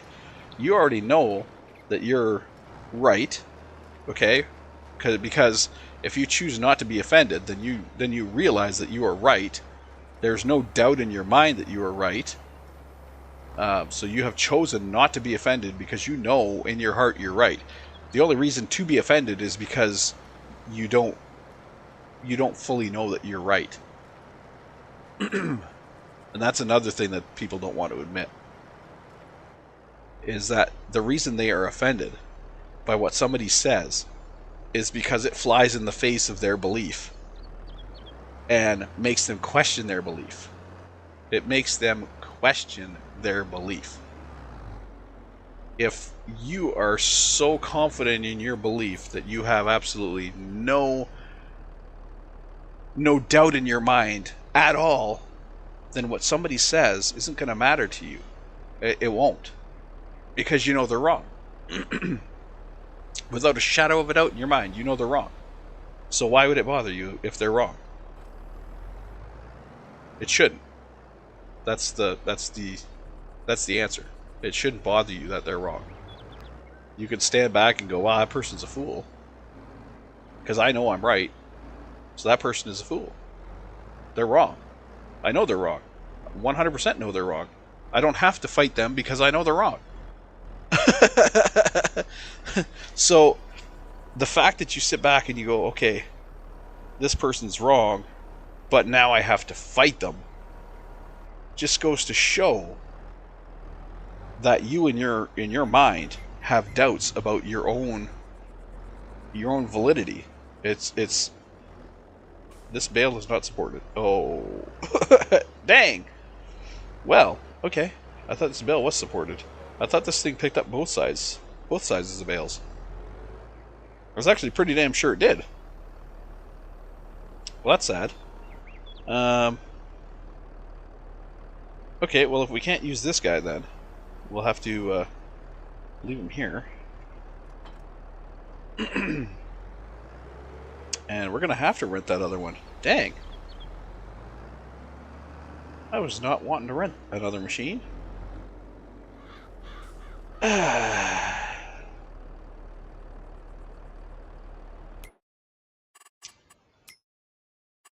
So we'll return this guy. That is a nice little baler, though. You know, it's a nice little baler. And it's inexpensive, too. It's really cheap. And the bale loader for it isn't that expensive either, 64. That's not that expensive either. So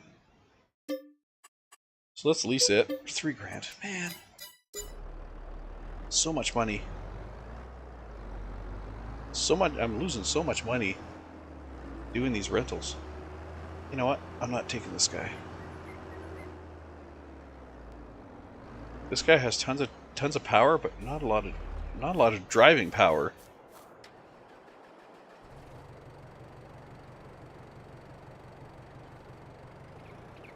So anyway, yeah. It is my belief that being offended is a choice. And there's a lot of stuff that I will not allow myself to be offended by. There are things that I do allow myself to be offended by. For example, just plain old stupidity. Stupidity is, well, I shouldn't say I get offended by it. I get annoyed by it. It's not offended. I don't actually think I get offended by really anything. But I do get annoyed by things. There are things that are annoyance, and stupidity is one of them. Blatant stupidity is a huge annoyance. And by stupidity, I don't just mean, somebody who's an idiot. I'm basically talking ignorance. Flat out ignorance. Somebody who does not care to know the truth. It's not somebody who doesn't know the truth. It's somebody who doesn't care to know the truth because they believe they're right, and they will always, to the death, basically, believe that they are right. Even when irrefutable evidence is shoved in their face, they will still believe that they're, like flat earthers, for example. Cannot abide a flat earther. I cannot abide a flat earther. I have absolutely no respect for them. No, I think they are just the most ignorant people ever. And you know what? If you want to try to cancel me for that, go ahead. We already covered that. There is an insurmountable amount of evidence, unrefutable, undeniable evidence, that our world is round. There's photographs, real photographs from space of our round planet, and they are some of the most beautiful photographs I've ever seen in my life. I would cry if I was ever able to go to space and see our planet from the moon as the first landers saw our planet from the moon. I don't know how they did it. I don't know how they would have done that without a tear coming to their eye. I don't. I would have been in absolute awe and just beside myself.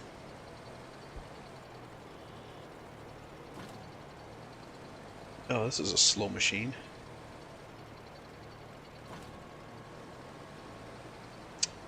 So yeah, it's. I choose to not be offended, but that doesn't mean I can't be annoyed. And ignorance, blind ignorance, is the one thing that annoys me the most. I don't think there's much other that annoys me. It's just straight up blind ignorance that annoys me. I think that pretty much covers everything. It can cover customers at work. It can cover like flat earthers and all of these woke individuals. It all comes down to just straight up blind ignorance.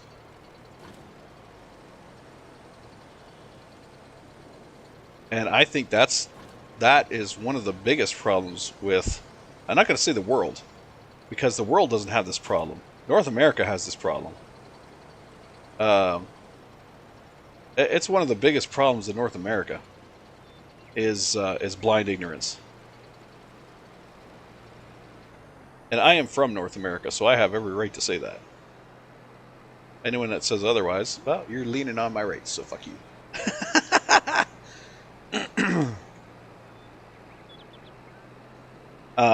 But yeah, I basically, that's the way I feel about that.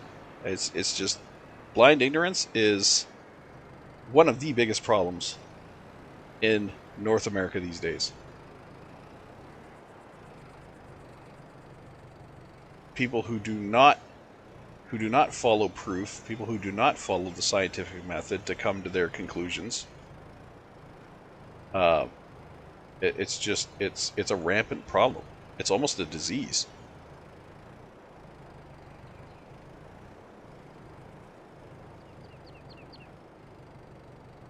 And I would say a mental disease. Okay, how are these going to offload? They're going to offload. I think they're just going to roll off like that. I think. Is that how that works? They just... Are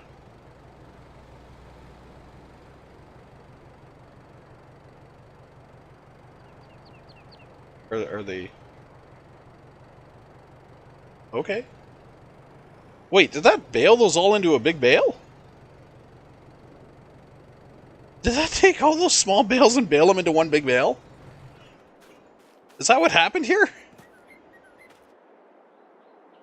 I think that's what happened here. These are no... Yeah, it did. Look at the twine. It took all the small bales and put them into a big bale. That's... What?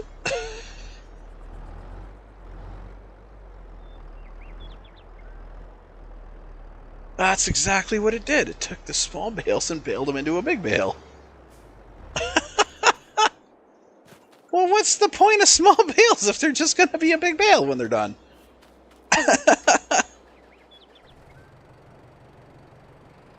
I don't understand that.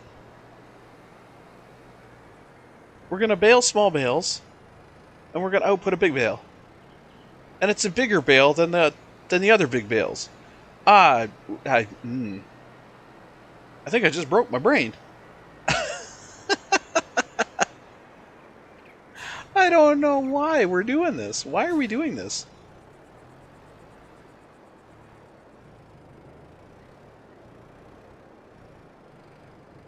Oh, we're not in operating position. There we go.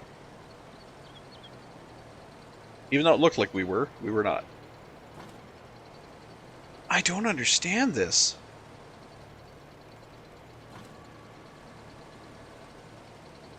Why would you take a bunch of small bales and make a big bale?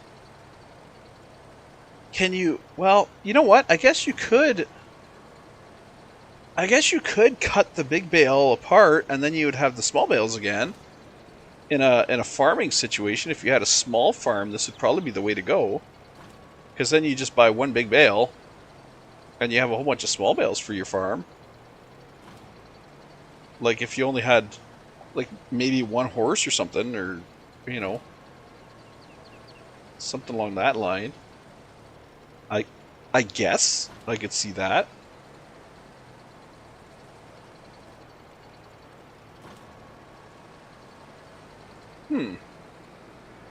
It's very interesting. And I mean, these machines have got to exist in real life. They're like actual, you know, farm machines. So I'd assume there's a reason for it.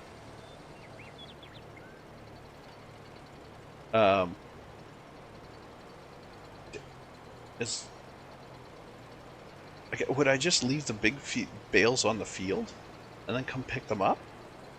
I don't know how this works. So if I go unload bale, it's going to dump this big bale, right? Oh, I gotta hit it again. So it's going to dump this big bale, boom, and it's just going to roll off the back, and then I go back to, like that, go back to operating position, and away we go. And then I come pick up that bale with some bale forks or something, I guess. This seems like so much extra work. Why would you do this? I mean, even the round bales would have been faster than this. This is going to take me forever to do all this. I'm going to be spending more on leasing this vehicle than I am on making on this field. This is crazy.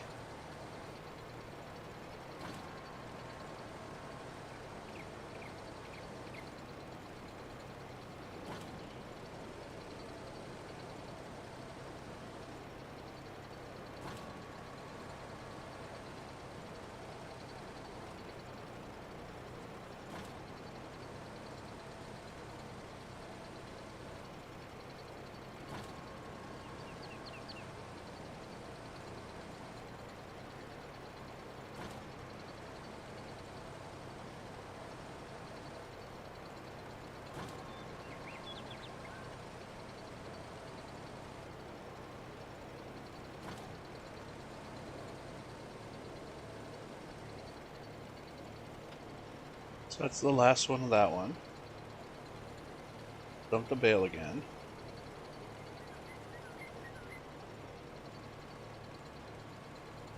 Boom. We drive forward a little bit. Put her back in position. That's I don't understand why we're doing it this way. I mean, the other machine was really expensive, but shit. This almost seems like... It seems like doing it this way should be more expensive, because this is more work.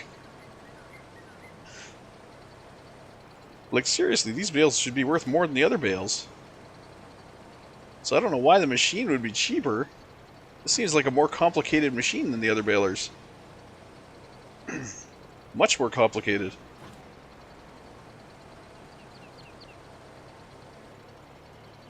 First it has to pick up the bale, then it's got to rotate the bale in, then it's got to shove the bale in, then it's got to twine them together. Like, this seems like way more work than just the regular baler. Regular square baler. Like, why is this more expensive? Or why is this cheaper doing it this way? It should be more expensive.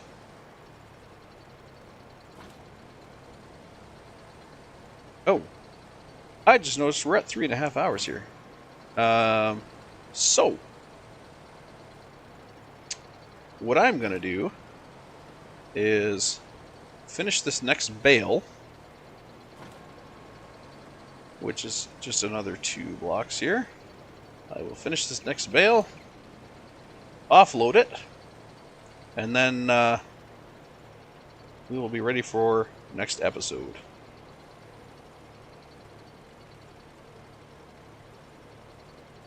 I mean, this is kind of a cool machine. I just don't see... I just don't see why it's so much cheaper than the other machine. It doesn't seem like it should be. It seems like this should be the more expensive machine. Because not only is it's basically a baler. It's a bale baler. So I don't know why it's cheaper than the other machine.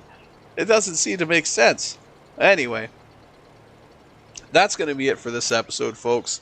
I'm going to get out of here. I'm going to hopefully get my fiance all set up with her streaming stuff and her channel, and then yeah, we'll probably do some Diablo later, but that's not going to be streaming.